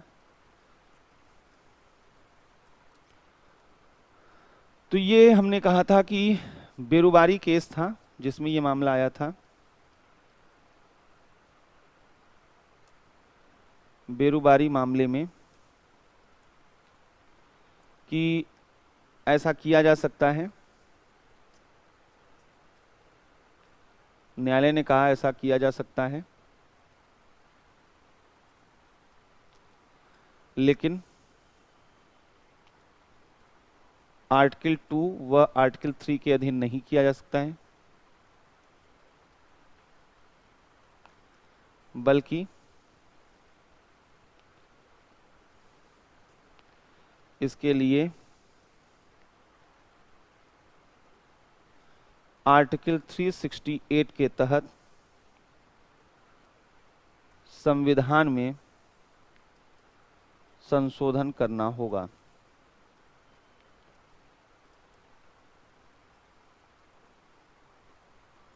तो ये तो था यहां पर जो है हमारा वह प्रीलिम्स के पॉइंट ऑफ व्यू से जो यहां पर था।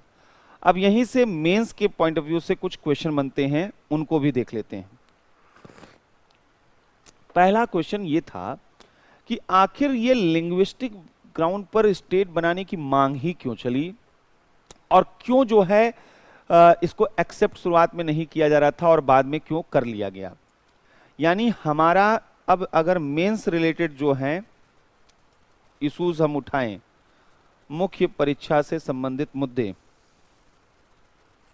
इस टॉपिक से मुख्य परीक्षा से संबंधित मुद्दे यहां पर हम अगर उनको उठाएं, तो पहला यहां पर है कि आखिर लैंग्वेज के बेस पर, लिंग्विस्टिक ग्राउंड पर स्टेट के रीऑर्गेनाइजेशन का ये जो डिबेट था, ये क्यों यहां पर जो है होना चाहिए था, क्यों नहीं। यानी इसके फेवर और इसके अगेंस्ट में पूछा जा सकता है क्वेश्चन।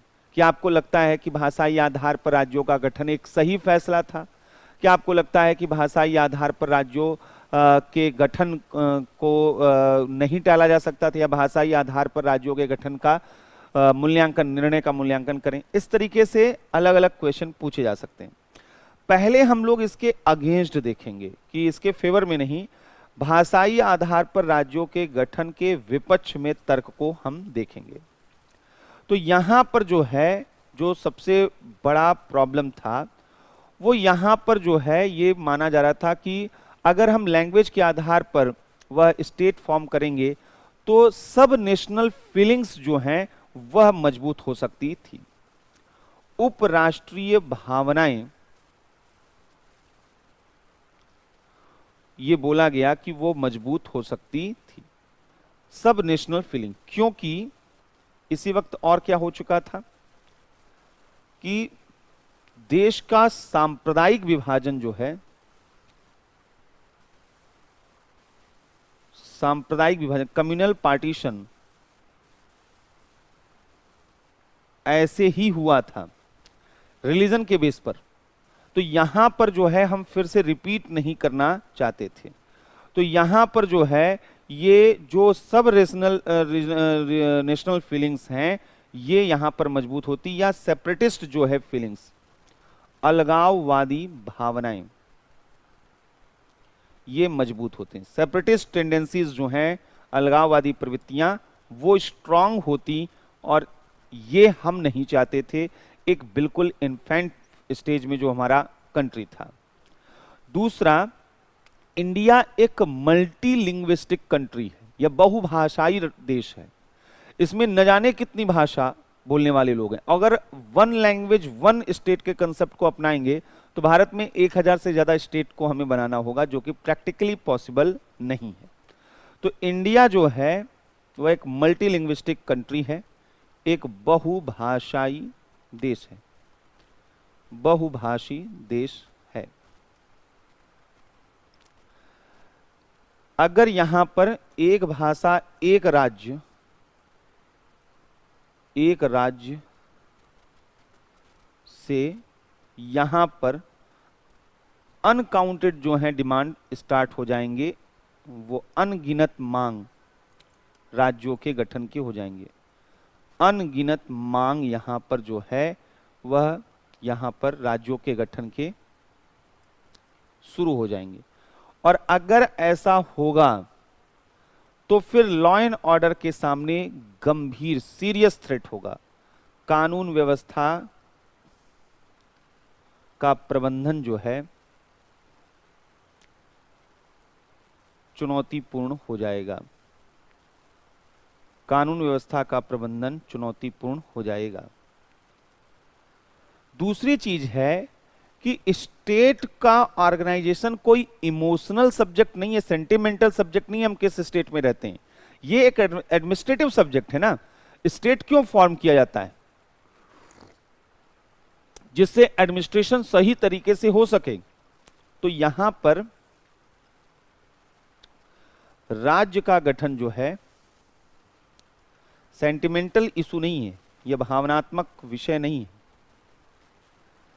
यह सेंटिमेंटल इशू नहीं है, भावनात्मक विषय नहीं है, बल्कि फाइनेंशियल और एडमिनिस्ट्रेटिव कंसिडरेशन को ध्यान में रखना जरूरी है।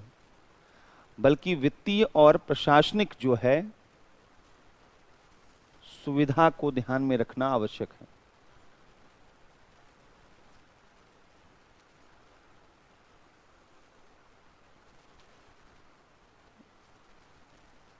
और यहां पे एक आध एग्जाम्पल अगर आप दे देंगे, जैसे बुंदेलखंड वाला हमने बताया। चौथा यहां पर क्या है कि भाषा के आधार पर राज्यों के गठन से वह रीजनल फीलिंग्स, यहां पर क्षेत्रवाद मजबूत होगा। रीजनलिज्म जो है, क्षेत्रवाद, वह और ज्यादा बढ़ेगा। अभी आप देखते हैं महाराष्ट्र, जय महाराष्ट्र, तो मराठी जो स्पीकिंग जो वहां पर लोग हैं, जो अदर हैं, तो कई बार आप सुनते हैं नॉर्थ इंडियन वर्सेस महाराष्ट्रन के बीच में जो कन्फ्लिक्ट्स होता है, या तमिल लोगों के बीच में होता है। तो भारत में ऐसा नहीं है कि अभी नहीं हो रहा है, अभी भी हो रहा है और भाषा के आधार पर होता है। तो यहां पर जो है रीजनल कॉन्फ्लिक्ट्स बढ़ सकते हैं। अब जैसे कन्नड़ और तमिल, केवल वो कावेरी का मुद्दा, जल बंटवारे का मुद्दा नहीं है, वहां उनके बीच दंगे होते हैं कावेरी नदी के मुद्दे को लेकर, और वो केवल अलग सेपरेट आइडेंटिटी के नाम पर। तो यहां पर क्षेत्रीय संघर्ष को, रीजनल कॉन्फ्लिक्ट्स को जो है बढ़ावा मिलेगा। तो एक तो यहां पर उसके अगेंस्ट में क्या बोला जाता है, और फेवर में क्या आर्गुमेंट,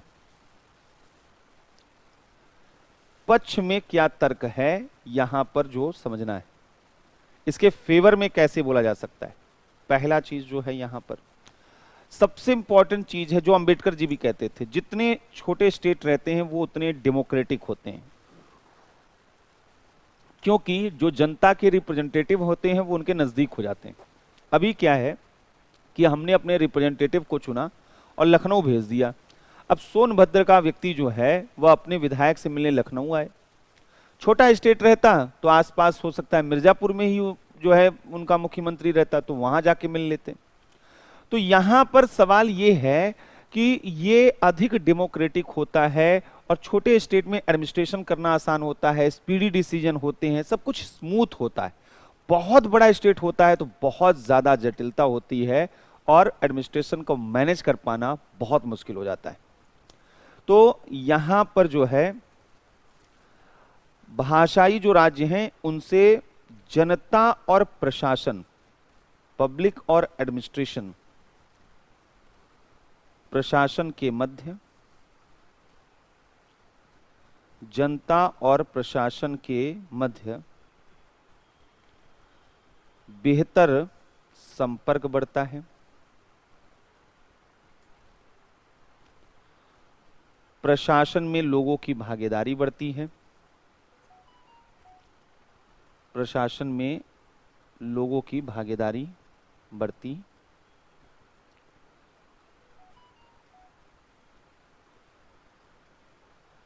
दूसरा, इससे रीजनल एस्पिरेशंस जो हैं उनका रिप्रेजेंटेशन होता है।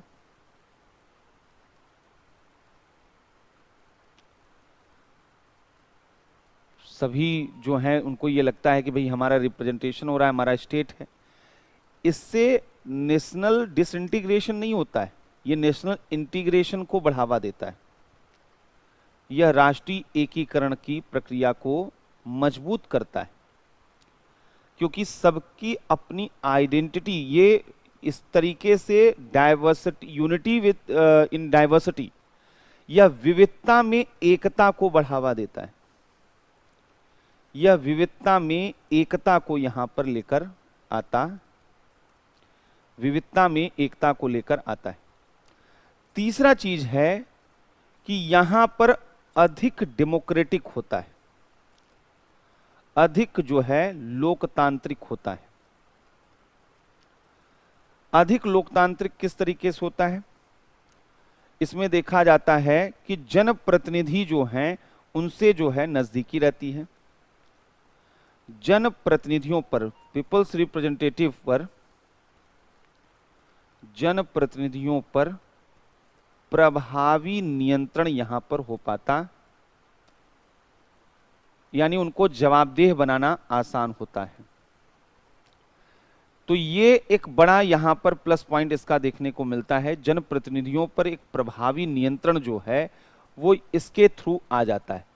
और यहाँ लोगों की जो भागीदारी है वह अलग, तो इससे क्या है, शासन की वैधता, लेजिटिमेसी बढ़ती है। शासन की वैधता जो है और स्वीकार्यता वो यहां पर देखी जाती, वैधता और स्वीकार्यता यहां पर जो है वह देखी जाती है। तो ये अपने आप में जो है यह देखा जाता। तो इस वजह से भी ये माना जाता है कि ये बेहतर जो है यहाँ पर देखा जा रहा है और ये जो है सही निर्णय होता है। तो इससे शासन की वैधता और स्वीकार्यता भी बढ़ती है, क्षेत्रीय आकांक्षाओं का प्रतिनिधित्व होता है, जनता प्रशासन में बेहतर संपर्क होता है। एक और बड़ा महत्वपूर्ण प्लस पॉइंट ये है, आजकल एक बड़ा प्रॉब्लम होता है कि हमारे लैंग्वेज क्राइसिस के दौर से गुजर रहे हैं। तो अगर सोचिए कि अगर भाषा के आधार पर राज्यों का गठन होगा तो हर एक राज्य अपनी अपनी भाषा को क्या करेंगे, संरक्षित करने का काम करेंगे। तो रीजनल लैंग्वेजेस जो हैं उनको प्रोटेक्ट किया जा सकेगा, क्षेत्रीय भाषाओं का संरक्षण बेहतर रूप में हो पाएगा और इससे जो है भारत का जो मल्टी लिंग्विस्टिक जो कैरेक्टर है वह भारत का बहुभाषाई चरित्र सुरक्षित रहेगा। हमारा जो बहुभाषाई चरित्र है वो चरित्र हमारा इसी तरीके से सुरक्षित रहेगा। ये तो पहला डिबेट है जहां से क्वेश्चन आता है कि लैंग्वेज को क्राइटेरिया बनाना चाहिए या नहीं बनाना चाहिए। दूसरा स्मॉल स्टेट की बात है, जो छोटे राज्य की धारणा है। छोटे और बड़े राज्य का एक डिबेट चलता है, स्मॉल स्टेट और बिगर स्टेट। तो इसके फेवर और अगेंस्ट में भी यहां पर बोला जाता है। हमेशा हम देखते हैं कि न्यू स्टेट का डिमांड चलता रहता है, तो यहां से भी क्वेश्चन बनते हैं। खासकर यूपी में बोला जाता है कि इसको 4 भागों में बांटिए। तो सवाल है कि क्या ऐसा करना चाहिए या नहीं करना चाहिए। पहली चीज तो समझिएगा कि नए स्टेट की मांग कुछ नया नहीं है, नए राज्यों की मांग जो है वह बहुत पुराना है। बस इसमें डिफरेंस क्या है, अगर बिफोर 90 देखें तो ये आइडेंटिटी पॉलिटिक्स देखा जाता था, मतलब सांस्कृतिक आधार पर कल्चरल आइडेंटिटी, यह कल्चरल आइडेंटिटी पर बेस्ड था। अगर हम इसको देखें सांस्कृतिक पहचान पर आधारित था। 90 के पहले कल्चरल आइडेंटिटी बेस्ड जो है डिमांड चलता था, लेकिन आफ्टर 90 जो है वह कल्चरल आइडेंटिटी तो है, लेकिन आज जो है यहां पर डेवलपमेंट फॉर डेवलपमेंट जो है वो एक बड़ा मुद्दा होता जा रहा, यहां पर देखा जा रहा है। तो विकास के मुद्दे आज बड़े मुद्दे देखे जा रहे हैं। इसलिए देखिए उत्तराखंड का गठन केवल इसलिए नहीं हुआ कि पहाड़ी बनाम मैदानी। उत्तराखंड के लोगों का आरोप था कि उत्तर प्रदेश में रहते हुए हमारे रिसोर्सेज पर वो कब्जा कर लेते हैं और हमें न इंडस्ट्री हमारे पास है, न जुडिशरी तक हमारी पहुंच है। और सही बात है, पहाड़ी लोग जो हैं, पिथौरागढ़ में कोई है तो वो तो एक एक हफ्ते बाद लखनऊ पहुंचे, इलाहाबाद उच्च न्यायालय आना हो 1 हफ्ते बाद यहां पर पहुंचे। और ये उस वक्त की बात है जब हमारे यहाँ ट्रांसपोर्टेशन व्यवस्था बहुत खराब। आजकल तो ट्रांसपोर्टेशन हमारी बहुत अच्छी हो गई है, पहले ट्रांसपोर्टेशन इतनी बुरी हालात में था कि जहां पर एक से दूसरी जगह पहुंचने में बहुत दिन लगते थे। आज हम कह सकते हैं कि हाँ चलो ठीक है, हमारा 70 साल देश विकास करते करते हो गया, तो अब उतना तो सुधार आना ही चाहिए और वो आ रहा है। तो 90 के पहले और 90 के बाद ये एक बड़ा जो है यहां पर वह देखा गया। तो यहां पर राज्यों का गठन जो है मांग उठा।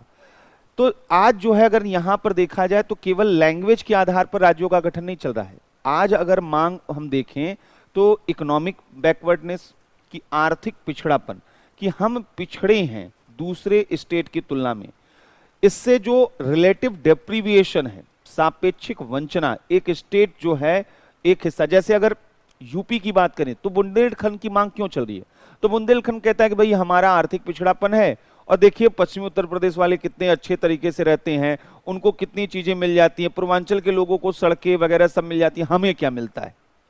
तो ये एक रिलेटिव डेप्रीविएशन होता है, सापेक्षिक वंचना होती है, इस तरीके की चीजें रहती हैं। तो अब यहां पर यह डिबेट चल रहा है कि छोटे स्टेट होने चाहिए या बड़े स्टेट होने चाहिए। तो दो तरीके का यहां पर जो है बात बोली जाती है। कुछ लोगों का कहना है कि छोटे राज्य होने चाहिए, स्मॉल स्टेट के फेवर में तर्क दिए जाते हैं। कुछ लोग कहते हैं छोटे राज्य होने चाहिए यहां पर। तो यहां पर छोटे राज्य के फेवर में क्या क्या तर्क हैं, पहले एक एक करके उनको समझते हैं। पहली चीज क्या है, छोटे राज्य जो है डेवलपमेंट और गुड गवर्नेंस के लिए जो हैं सबसे अच्छे माने जाते हैं। यानी इनका मानना है कि विकास और प्रशासन जो है यहां, या सुशासन, डेवलपमेंट एंड गुड गवर्नेंस सुविधाजनक हो जाता है, स्मूथ हो जाता है डेवलपमेंट, और यहां पर जो है वह गुड गवर्नेंस को यहां पर जो है दे पाना, प्रोवाइड कर पाना। तो इससे क्या होता है, छोटा राज्य होता है तो स्पीडी डिसीजन होता है। क्यों डेवलपमेंट और क्यों गुड गवर्नेंस यहां देखा जाता है, यहां स्पीडी डिसीजन होता है, और स्पीडी डिसीजन नहीं, उनका टाइमली इंप्लीमेंटेशन भी हो जाता है, समयबद्ध क्रियान्वयन भी वहां पर पॉसिबल हो पाता है। इसलिए स्मॉल स्टेट होने चाहिए। दूसरा, यहां पर जो है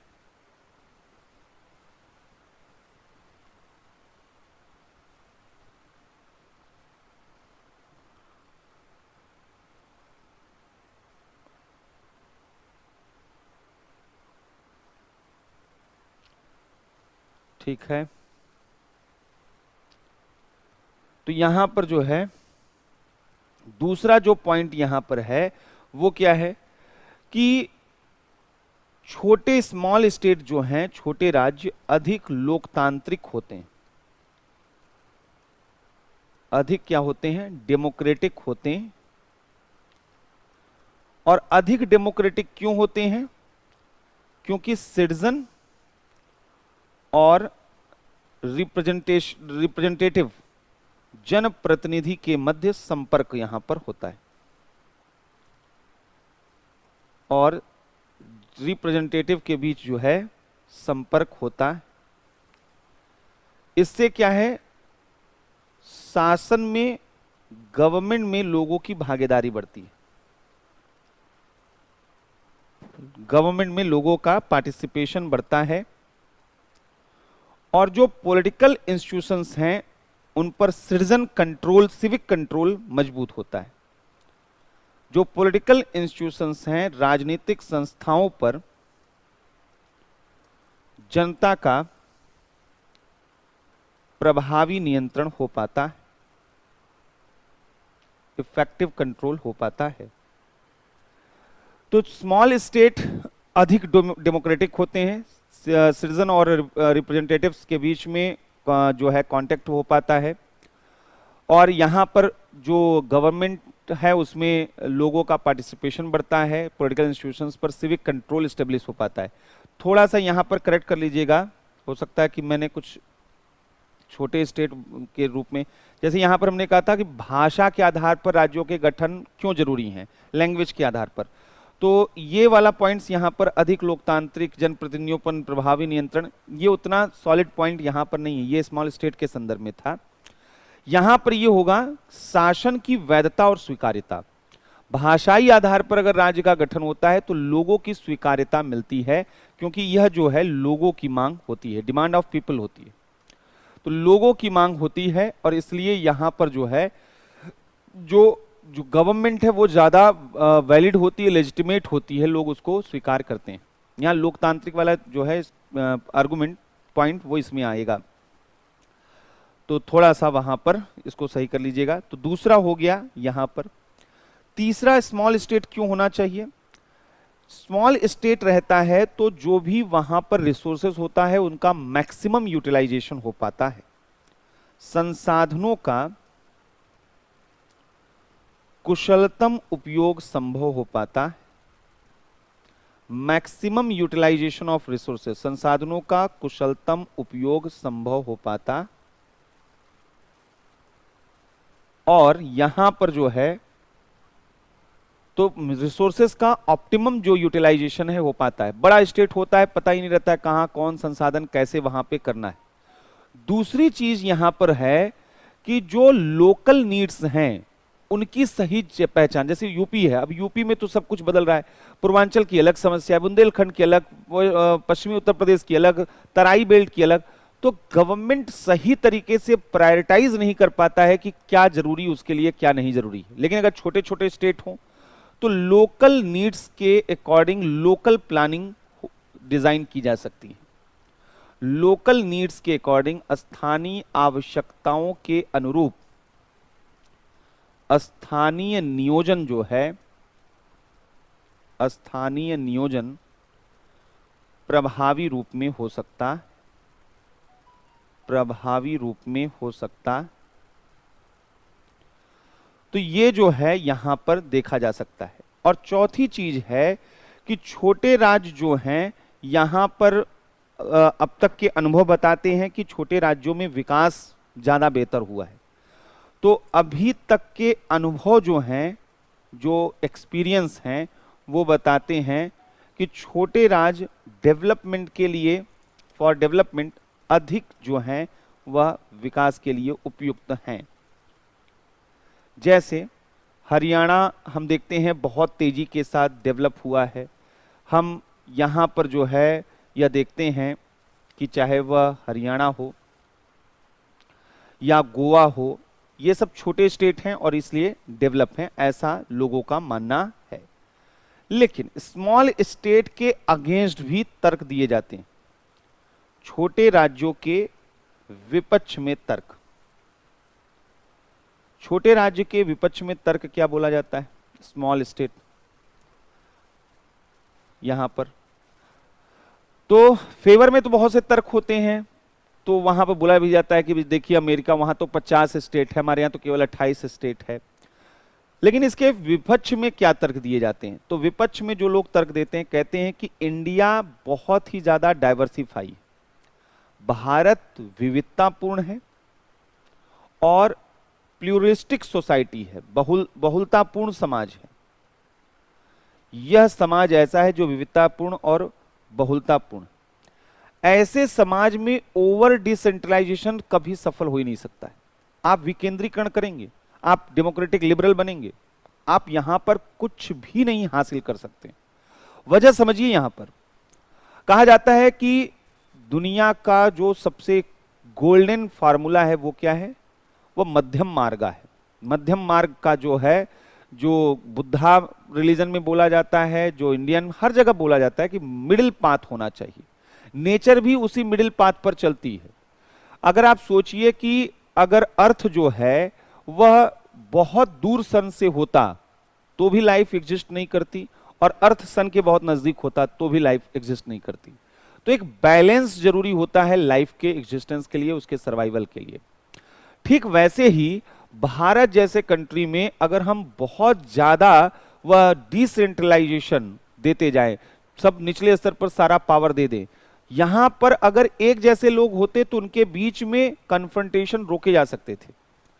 लेकिन आप ये सोचिए एक आइडियल स्टेट की यहां पर जो है हिंदू, मुस्लिम, सिख, ईसाई, जो है अलग अलग जातियां, अलग अलग भाषा के लोग सब एक साथ बिना कन्फ्रंटेशन के रहेंगे, ये पॉसिबल ही नहीं है।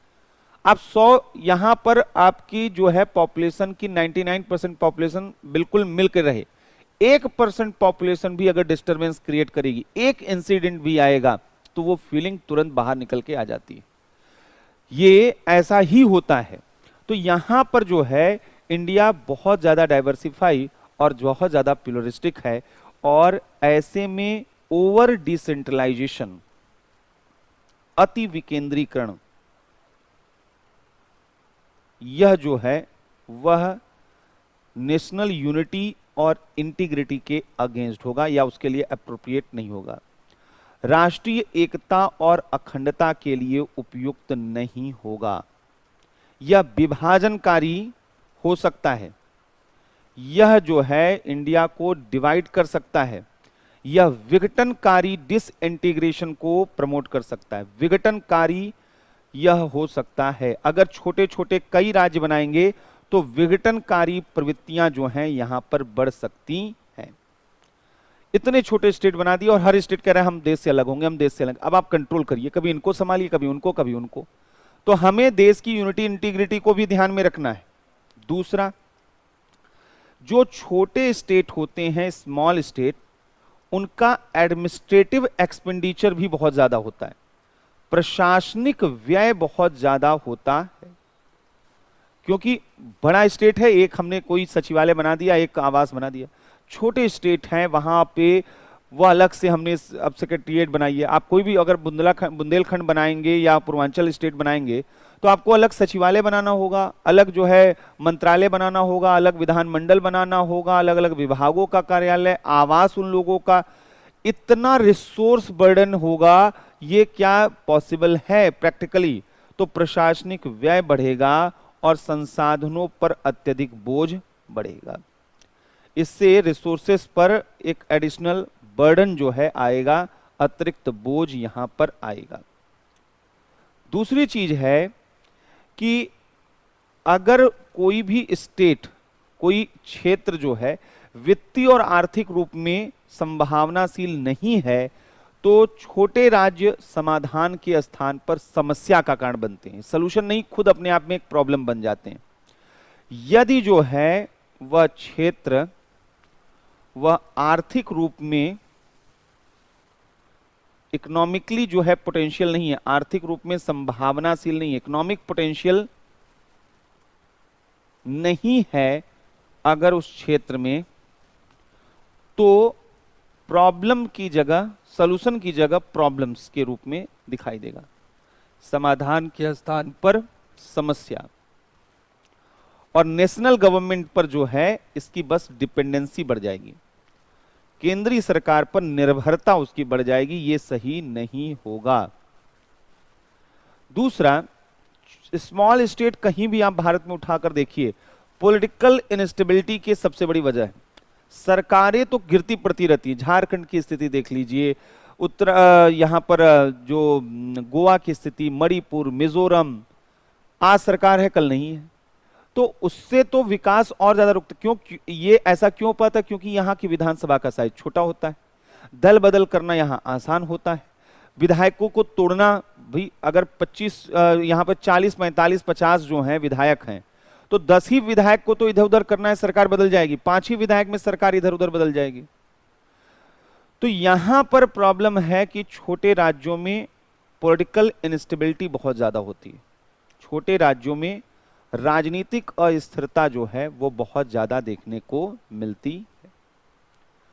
पॉलिटिकल अनस्टेबिलिटी, राजनीतिक अस्थिरता देखने को मिलती है, और इससे कई बार पॉलिसी पैरालिसिस जो यहां पर है वो आ जाता है, नीतिगत पंगुता की स्थिति यहां पर आ जाती है, पॉलिसी पैरालिसिस की स्थिति जो है यहां पर वो आ जाती है। झारखंड, मणिपुर, मेघालय, इनका नाम लिया जाता है। यहां पर बोला गया कि बड़े राज्य भी, छोटे ही राज्य सुशासन के लिए उपयुक्त हो ऐसा नहीं, बड़े राज्य भी विकास के मॉडल बन सकते हैं, विकास और डेवलपमेंट और गुड गवर्नेंस के मॉडल हो सकते हैं। तमिलनाडु जैसा बड़ा स्टेट जो है वहां पर काफी डेवलपमेंट हुआ है, के मॉडल बन सकते हैं, कि मानदंड पर बेहतर हो सकते हैं। आंध्र प्रदेश जो है काफी बेहतर कर रहा है यहां पर। तो कुल मिलाकर यह चूंकि एक सेंटिमेंटल इशू है और इसके फेवर और अगेंस्ट दोनों ही जो है कई अलग अलग आर्गुमेंट दिए जा सकते हैं, जरूरत इस बात की है कि यहां पर इसको हम सेंटिमेंटल जो है इशू के रूप में न लें और इसके सलूशन पर जो है वह फोकस करें, इसके जो है समाधान पर। समाधान क्या है कि भारत में आज गोरखालैंड में मांग चल रही है, पूर्वांचल की मांग चल रही है, बुंदेलखंड की मांग चल रही है, सौराष्ट्र की मांग चल रही है, विदर्भा की मांग चल रही है, ऐसा नहीं है, भारत बोडोलैंड की मांग चल रही है, अलग अलग हिस्सों में स्टेट की मांग चल रही है। तो राज्यों की कई मांग जायज है जो इस तरीके के नए राज्यों की मांग है, और कुछ जो है वो पॉलिटिकली मोटिवेटेड है। इसलिए अगर हमने इसको पॉलिटिकल जो कंसिडरेशन के आधार पर कि जो हमारे राजनीति को सूट करे, अगर हम उसको सपोर्ट करें और उससे या दूसरे से दूरी बनाएं, तो फिर ये प्रॉब्लम भारत के लिए आगे बहुत बड़ी प्रॉब्लम बन सकती है। इसलिए जरूरी है कि एक्सपर्ट ओपिनियन लिया जाए। तो सेकंड रीऑर्गेनाइजेशन कमीशन को बनाने का समय है। एक दूसरे राज्य पुनर्गठन आयोग को बनाया जा सकता है और साथ ही साथ कोई भी नया राज्य का गठन करना वो प्रॉब्लम नहीं है। अगर कोई पूछे क्या छोटे राज्य बनाने चाहिए तो आप कहिए बिल्कुल बनाए जाने चाहिए, लेकिन एक हद से ज्यादा नहीं होना चाहिए। और ये कौन समझाएगा, ये आप नहीं बता सकते। ये काम किसका है? सेकंड स्टेट रीऑर्गेनाइजेशन कमीशन का। एक राज्य पुनर्गठन आयोग गठित हो और देखे कि क्या संभावनाएं हैं छोटे राज्यों के गठन की। और अगर ऐसा किया जा सकता है क्योंकि शुरुआत में जितना नेशनल यूनिटी और इंटीग्रिटी पे खतरा था, आज उतना खतरा नहीं है। यूनियन गवर्नमेंट वह इफेक्टिवली जो है वह कंट्रोल कर सकती है अलग अलग इलाकों को, टेरिटरी को। आज ऐसा किया जा सकता है। दूसरी चीज क्या है कि केवल और केवल नए स्टेट के फॉर्मेशन को फार्मूला न बनाया जाए, बल्कि यहां पर अदर अल्टरनेटिव तरीका अपनाया जाए, जिससे कि राज्यों में जो है वो एक यूनिटी, राज्यों के अलग अलग हिस्सों में जो रीजनल इम्बैलेंसेस हैं वो कम हो। नए राज्य की मांग तब शुरू होती है जब एक राज्य के किसी हिस्से में डेप्रीविएशन की भावना मजबूत होती है कि भाई हमको तो कोई विकास का लाभ ही नहीं मिल रहा है या हमें सांस्कृतिक रूप में अलग थलग रखा जा रहा है। तो अगर ऐसा न हो तो यहां पर जो है नए राज्य आ जा सकता है। ऐसा कैसे हो सकता है? तो यूपी गवर्नमेंट का जो एक डिसीजन 2017 का था, पूर्वांचल विकास बोर्ड और यहां पर जो है बुंदेलखंड विकास बोर्ड, यानी जो रीजनल डेवलपमेंटल बोर्ड हैं, इस तरीके के इनिशिएटिव लेने चाहिए। और रिलीजन जो है, जो रीजन स्पेसिफिक डेवलपमेंट है, क्षेत्रीय विकास का दृष्टिकोण है, हमें वो अपनाना चाहिए। तो एक राज्य में जो क्षेत्र पिछड़ रहे हैं, प्रेफरेंशियल बेसिस पर उनके विकास का एक मॉडल बनाया जाए, जिससे उनके अंदर ये कॉन्फिडेंस आ सके कि इस स्टेट में रहने पे हमें फायदा क्या है, ज्यादा है। तो उत्तर प्रदेश में बुंदेलखंड हो, पूर्वांचल हो, इनके साथ अच्छी बात है कि पश्चिमी उत्तर प्रदेश है। तो पश्चिमी उत्तर प्रदेश के जो रेवेन्यू है, उनका कई जो रेवेन्यू का एक हिस्सा जो है यहाँ के विकास में भी इस्तेमाल होता है। और दूसरा, ये बाजार भी हैं और सस्ते श्रमिक भी हैं जो पश्चिमी उत्तर प्रदेश की इकोनॉमी को मजबूत करते हैं। तो न तो पश्चिमी उत्तर प्रदेश इनके बिना वो बहुत ज्यादा प्रैक्टिकली फिजिबल है, और न ही जो है ये जो है बिना उसके संभव है। तो दोनों एक दूसरे के पूरक हैं। तो इस तरीके का जो है आपको अपना जो है कंक्लूजन यहां पर देना है। अब जो एक और चीज यहां पर हमें समझना है हमारे कॉन्स्टिट्यूशन से रिलेटेड, वो है यूनियन टेरिटरीज से रिलेटेड। ये तो हमने यूनियन और इसकी टेरिटरी के बारे में देखा है, केंद्र जो भारत का संघ और राज्य क्षेत्र, उससे रिलेटेड डिबेट। राज्यों के बारे में तो आपने समझ लिया कि स्टेट रीऑर्गेनाइजेशन का विवाद आया, छोटे स्टेट, बड़े स्टेट। लेकिन ये संघ शासित क्षेत्र क्या होते हैं, क्यों बनाए गए हैं, क्या पर्पज है, ये भी हमारे लिए एक बड़ा अहम सा सवाल यहां पर बनता है। तो जो संघ शासित क्षेत्र यानी केंद्र शासित क्षेत्र हैं, यूनियन टेरिटरीज हैं, वो हमारे लिए काफी इंपॉर्टेंट हैं।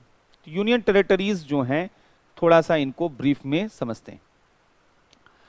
ये वो क्षेत्र होते हैं यूनियन टेरिटरीज जो यूनियन गवर्नमेंट के, संघ सरकार के डायरेक्ट कंट्रोल में होते हैं। संघ सरकार के प्रत्यक्ष नियंत्रण में, डायरेक्ट कंट्रोल में यहां पर होते हैं। यहां डिवीजन ऑफ पावर नहीं पाया जाता है, यहां शक्तियों का विभाजन नहीं पाया जाता। यूनियन टेरिटरी और यूनियन के बीच में शक्तियों का विभाजन नहीं पाया जाता। इनका जो प्रोविजन है वह संविधान के भाग 8 में किया गया है, पार्ट 8 में। संविधान के पार्ट 8 में जो है इनके बारे में यहां पर जो है प्रावधान किया गया है 8 में। और आर्टिकल 239 से लेकर आर्टिकल 242 तक इनके बारे में प्रोविजन किया गया है। आर्टिकल 239 की अगर हम बात करें, क्लॉज 1 की बात करें, तो यह कहता है कि जो यूनियन टेरिटरीज हैं उनका एडमिनिस्ट्रेशन प्रेसिडेंट द्वारा किया जाता है। यह कहता है कि प्रत्येक यूटी का जो एडमिनिस्ट्रेशन है राष्ट्रपति द्वारा किया जाता है, राष्ट्रपति द्वारा किया जाता है। राष्ट्रपति जो है इसके लिए क्या करते हैं, राष्ट्रपति द्वारा वहां पर वह एक एडमिनिस्ट्रेटर अपॉइंट कर दिया जाता है, प्रशासक, या उसी को कुछ यूनियन टेरिटरी में लेफ्टिनेंट गवर्नर भी कहते हैं, उपराज्यपाल भी कहते हैं। आपने देखा होगा कि हमारे यहां कुछ यूनियन टेरिटरी ऐसी हैं जहां पर एक काउंसिल ऑफ मिनिस्टर होती है, यानी सरकार होती है। अभी फिलहाल दो हैं, एक दिल्ली और एक पुडुचेरी, और अभी जम्मू और कश्मीर हो जाएगा। तो जिन यूनियन टेरिटरीज में वहां पर लेजिस्लेटिव असेंबली होती है, विधानसभा और काउंसिल ऑफ मिनिस्टर होते हैं, वहां के एडमिनिस्ट्रेटर को लेफ्टिनेंट गवर्नर कहते हैं। बाकी के सब जो होते हैं उनको एडमिनिस्ट्रेटर, जैसे अंडमान निकोबार तो वहां एडमिनिस्ट्रेटर हैं, लक्षद्वीप एडमिनिस्ट्रेटर हैं, चंडीगढ़ एडमिनिस्ट्रेटर हैं। तो प्रशासक या लेफ्टिनेंट गवर्नर दोनों एक ही चीज है, बस नाम थोड़ा बदल जाता है वहां के सिचुएशन को देखकर। तो यहां पर ये नियुक्त किए जाते हैं और यही राष्ट्रपति के नाम पर सब कुछ देखते हैं। आर्टिकल 239 क्लॉज 2 कहता है कि प्रेसिडेंट चाहे तो किसी स्टेट के गवर्नर को उसके निकट के यूनियन टेरिटरीज का एडमिनिस्ट्रेटर या लेफ्टिनेंट गवर्नर का एडिशनल चार्ज दे सकते हैं। जैसे यूपी के गवर्नर को दिल्ली का लेफ्टिनेंट गवर्नर बना दिया जाए। तो किसी राज्य के राज्यपाल को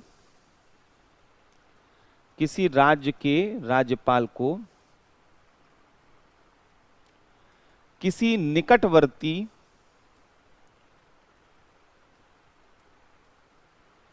यूटी का प्रशासक जो है नियुक्त किया जा सकता है। कौन कर सकता है? राष्ट्रपति बनाया जा सकता है। तो यह भी आर्टिकल 239 में कहा गया है। और यहां पर जो गवर्नर होगा वह उस स्टेट के काउंसिल ऑफ मिनिस्टर के एडवाइस पर काम नहीं करेगा, अपने डिस्क्रिप्शन, अपने विवेक से काम करेगा। आर्टिकल 240 यहां पे कहता है कि प्रेसिडेंट जो है कुछ यूटी के लिए स्पेशल यहां पर जो है रेगुलेशन कर सकते हैं। पार्लियामेंट का लॉ वहां पर लागू नहीं होगा, राष्ट्रपति का यहां पर जो है रेगुलेशन, राष्ट्रपति द्वारा विनियम बना सकते हैं, यानी रेगुलेशन कर सकते हैं। For peace, progress and good governance, peace, progress और गुड गवर्नेंस के लिए यहां पर कुछ यूनियन टेरिटरी बताए गए। और वो कौन से यूनियन टेरिटरी हैं जहां प्रेसिडेंट ऐसा कर सकते हैं? अंडमान निकोबार, अंडमान और निकोबार आइलैंड में ऐसा किया जा सकता है। इनके साथ साथ लक्षद्वीप में ऐसा किया जा सकता है। लक्षद्वीप में दादर नागर हवेली और दमन दीव, अब ये एक यूनियन टेरिटरी हो चुके हैं। तो यहां पर पुडुचेरी, इन सब में जो है ये ऐसा क्यों किया गया है? क्योंकि यहां पे बहुत ही स्ट्रेटेजिक लोकेशन है इन चारों का। अंडमान और निकोबार जो आइलैंड है, ये हमारा जो है आइलैंड सबसे इंपॉर्टेंट है, क्योंकि ये जिस जगह पे है, इस जगह से हम इंडियन ओशन पे पूरा कंट्रोल करते हैं। ये हमारे लिए सबसे, हम चाइना पर इवन कंट्रोल करने की स्थिति में आ पाते हैं, तो इसी की वजह से अंडमान निकोबार ये हमारे लिए सबसे। तो अब हम पार्लियामेंट के लॉ पर हम डिपेंडेंट रहे कि जब संसद कानून बनाएगी तब देखा जाएगा। राष्ट्रपति को हमने बोला है कि जहां जरूरत हो तुरंत कर दीजिए वहां पर। लक्षद्वीप इसी तरीके से मोस्ट क्रिटिकल है, क्योंकि एक तरफ ये मालदीव के नजदीक है, इधर पाकिस्तान, इधर गल्फ कंट्री, तो यहां पर खतरे भी हैं। आईएसआईएस खासकर जब से आया है तो सबसे बड़ा निशाना यहां पर आइलैंड है।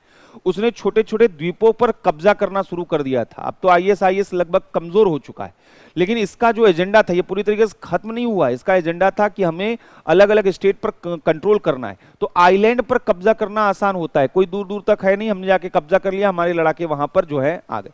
तो ये आइलैंड जो कंट्रोल करने का इन लोगों का तो तरीका, तो ये खतरे वाले हैं। पुडुचेरी पे क्या था? फ्रांस का शासन था। आज भी जो पुडुचेरी के लोग हैं, भले वो भारत के नागरिक हैं, लेकिन फ्रांस ने यह अधिकार उनको दिया है कि उनके फ्रेंच राष्ट्रपति के इलेक्शन में यहां से वोटिंग होती है, पुडुचेरी से वोटिंग होती है। सोचिए, भारत का नागरिक उनके राष्ट्रपति के चुनाव में भाग लेता है। तो डर लगता है, और यह समझौता चूंकि हुआ था भारत और फ्रांस के बीच में जब हमने पुडुचेरी को पाया था, तो डर लगता है कि कहीं ऐसा ना हो कि कल को पुडुचेरी के लोग जो हैं फ्रांस के प्रभाव में आ जाएं। तो राष्ट्रपति को हमने कहा है कि भाई आपको हमने अधिकार दे दिया है। इसी तरीके से दादर नागर हवेली या दमन दीव ये पुर्तगाल के अधीन थे, तो हमें वहां भी खतरा लगता है। तो ये सब यहां पर हैं। इसके अलावा जो है यहां पर आर्टिकल 241 भी है, जो ये कहता है कि पार्लियामेंट जो है बाय लॉ किसी भी यूटी के लिए हाई कोर्ट को जो है सेटअप कर सकती है। यहां पर संसद विधि द्वारा जो है वह किसी भी यूनियन टेरिटरी के लिए हाई कोर्ट का गठन कर सकती है। जैसे दिल्ली एकमात्र अभी फिलहाल यूनियन टेरिटरी है जहां हाई कोर्ट है, दूसरा जम्मू और कश्मीर होगा। पुडुचेरी का नहीं, यहां पर पुडुचेरी तो चेन्नई हाई कोर्ट के अधीन आता है। केवल दिल्ली एकमात्र यूनियन टेरिटरी है जहां पर हाई कोर्ट है, और जम्मू कश्मीर अभी दूसरा हो जाएगा। तो यहां पर पहले तो ये कुछ बेसिक प्रोविजन थे।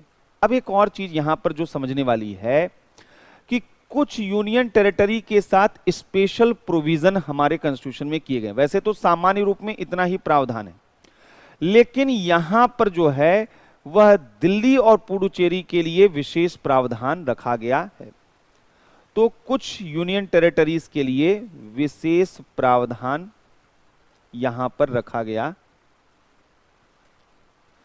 और इनमें भी दिल्ली जो है यहां पर मायने रखता है। तो दिल्ली और पुडुचेरी और अब जम्मू और कश्मीर, हम अभी दिल्ली पे बात करते हैं।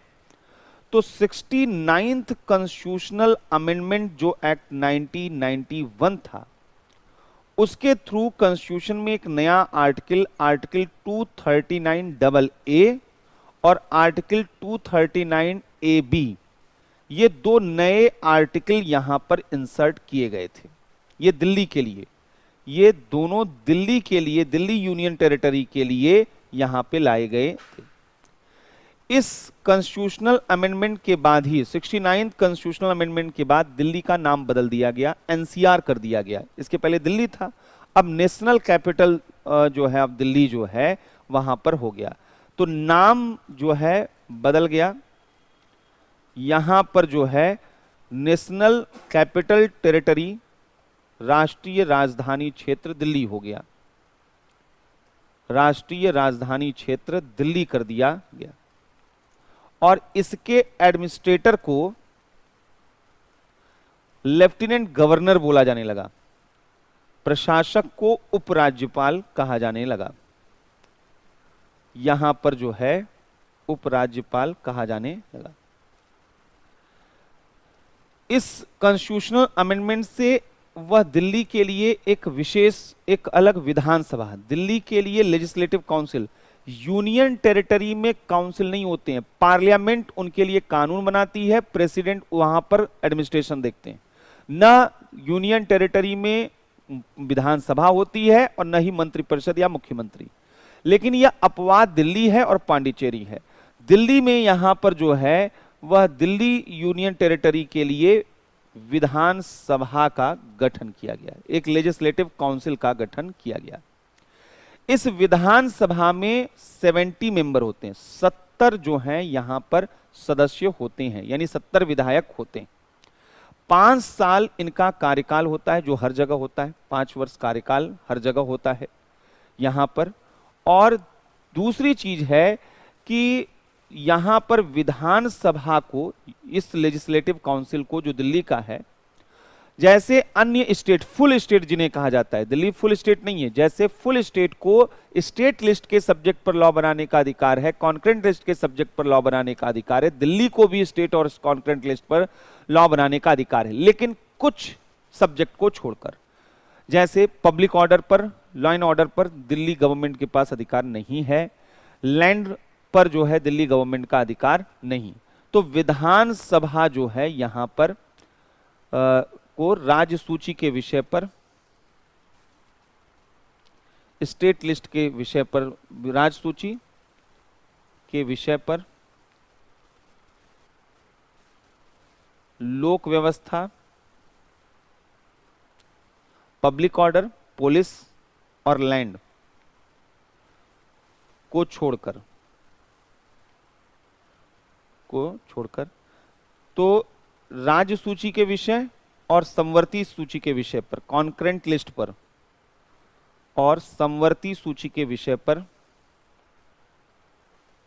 विधि बनाने की शक्ति है। विधि बनाने की शक्ति, तो यहां पर एक तो लेजिस्लेटिव असेंबली है, 70 मेंबर हैं, 5 वर्ष का कार्यकाल है, इसे स्टेट लिस्ट और कॉन्करेंट लिस्ट के सब्जेक्ट पर लॉ बनाने का अधिकार है। बस स्टेट लिस्ट में पब्लिक ऑर्डर, पुलिस और लैंड पर लॉ नहीं बना सकती है। यहां पर एक मुख्यमंत्री की अध्यक्षता में एक मंत्रिपरिषद होता है। यहां एक चीफ मिनिस्टर और उनका काउंसिल ऑफ मिनिस्टर होता है, जो कि लेफ्टिनेंट गवर्नर को एडवाइस देते हैं, ऐड देते हैं उपराज्यपाल की सहायता और सलाह के लिए। उपराज्यपाल की सहायता और सलाह के लिए, फॉर एड एंड एडवाइस, यहां पर एक उपराज्यपाल होते हैं। ये जो मंत्रिपरिषद है यहां पर, तो मंत्रिपरिषद का आकार, काउंसिल ऑफ मिनिस्टर का जो साइज है, याद होगा पार्लियामेंट में जो केंद्र के मंत्रिपरिषद और राज्य के मंत्रिपरिषद का आकार वहां की लोकसभा, वहां की विधानसभा के कुल सदस्यों के 15% से अधिक नहीं हो सकता है। यहां पर जो नियम है वो अलग है। यहां पर नियम है कि कुल विधानसभा के कुल सदस्यों के 10% से नहीं अधिक हो सकता है, इसलिए ये इंपॉर्टेंट है। मंत्रिपरिषद का आकार मुख्यमंत्री सहित विधानसभा की, लेजिस्लेटिव असेंबली की कुल संख्या के, कुल सदस्य संख्या के, कुल सदस्य संख्या के 10% से अधिक नहीं होगी। 10% से अधिक नहीं होगी। एक चीज तो यहां पर पहले हो गया कि size of council of minister क्या है। दूसरा, मुख्यमंत्री को कौन अपॉइंट करता है, मिनिस्टर्स को कौन अपॉइंट करता है। अदर स्टेट की बात करें तो जैसे उत्तर प्रदेश, चीफ मिनिस्टर को कौन अपॉइंट करेगा, गवर्नर। लेकिन यहां पर दिल्ली यूनियन टेरिटरी में चीफ मिनिस्टर और अदर मिनिस्टर को प्रेसिडेंट अपॉइंट करते हैं। मुख्यमंत्री और अन्य मंत्रियों की नियुक्ति, मुख्यमंत्री और अन्य मंत्रियों की नियुक्ति राष्ट्रपति द्वारा की जाती, राष्ट्रपति द्वारा की जाती। जितने मंत्री होते हैं वो राष्ट्रपति के प्रसाद पर्यंत होते हैं, राष्ट्रपति ही उनको हटा सकता है। प्रत्येक मंत्री during the pleasure of president होते हैं, राष्ट्रपति के प्रसाद पर्यंत होते हैं। और यहां पर जो है राष्ट्रपति द्वारा ही यहां पर जो है देखा जाता है कि वो राष्ट्रपति के लिए वहां पर क्या होते हैं, इंडिविजुअली रिस्पॉन्सिबल होते हैं। यहां पर जो है राष्ट्रपति को अगर यह लगता है कि अगर वो सही से काम काउंसिल ऑफ मिनिस्टर नहीं कर रहा है, कैसे लगेगा, लेफ्टिनेंट गवर्नर के रिपोर्ट के आधार पर ऐसा लगता है तो वहां की काउंसिल ऑफ मिनिस्टर को डिसमिस किया जा सकता है। यदि राष्ट्रपति को उपराज्यपाल के रिपोर्ट के आधार पर, उपराज्यपाल के प्रतिवेदन से, प्रतिवेदन यानी रिपोर्ट, लेफ्टिनेंट गवर्नर के रिपोर्ट या अदरवाइज किसी अदर रीजन से या किसी अन्य कारण से, अन्यथा आधार पर यह लगता है कि जो यहां पर राष्ट्रीय राजधानी क्षेत्र है एनसीआर, वह आर्टिकल 239AA के तहत नहीं चल रहा है, तो यहां पर जो है दिल्ली के मंत्रिपरिषद को वह बर्खास्त कर सकता है, दिल्ली के काउंसिल ऑफ मिनिस्टर को वहां पर बर्खास्त कर सकता है। यहां पर यह भी बोला गया है कि अगर चीफ मिनिस्टर और लेफ्टिनेंट गवर्नर के बीच किसी भी सब्जेक्ट पर डिस्प्यूट होता है, किसी भी विषय पर बहस होता है, विवाद होता है, मतभेद होता है, तो लेफ्टिनेंट गवर्नर वह ऐसे किसी भी बिल या चीफ मिनिस्टर के किसी भी एडवाइस को प्रेसिडेंट के पास भेज सकता है, और उस कंडीशन में चीफ मिनिस्टर या काउंसिल ऑफ मिनिस्टर कुछ नहीं कर सकते, क्योंकि फिर फाइनल डिसीजन प्रेसिडेंट का हो जाएगा। तो ये देखा गया है कि जो दिल्ली में डिबेट हुए थे, अगर याद होगा आपको कि दिल्ली में बड़ा डिबेट वहां पर चला कि जो है दिल्ली की सरकार, केजरीवाल जी की सरकार को वहां के उपराज्यपाल नहीं चलने दे रहे हैं। तो उनका जो शिकायत ये था कि हम जो भी एडवाइस, जो भी प्रशासन करना चाहते हैं, उपराज्यपाल उसे राष्ट्रपति के पास भेज देते हैं, और इस वजह से एडमिनिस्ट्रेशन प्रॉपरली नहीं चल पा रहा। तो ये यूनियन टेरिटरी से रिलेटेड कुछ चीजें थी जो हमें मालूम होना चाहिए था। अब जो हम लोगों को देखना है, अब हम लोगों को देखना है कि यहां पर एक तो लोकल बॉडीज के बारे में देखना है, यानी स्थानीय जो है शासन, उनमें पंचायतों का इतिहास, नगर, ये इंपॉर्टेंट है। ये सब तो मान लीजिए एक आध क्वेश्चन आ जाए तो आ जाए, लेकिन जो सबसे इंपॉर्टेंट है वो है लोकल बॉडीज, यहां से क्वेश्चन आने ही आने हैं। फिर 5वीं और 6वीं अनुसूची, 5th और 6th शेड्यूल, मोस्ट इंपॉर्टेंट इस साल के लिए है।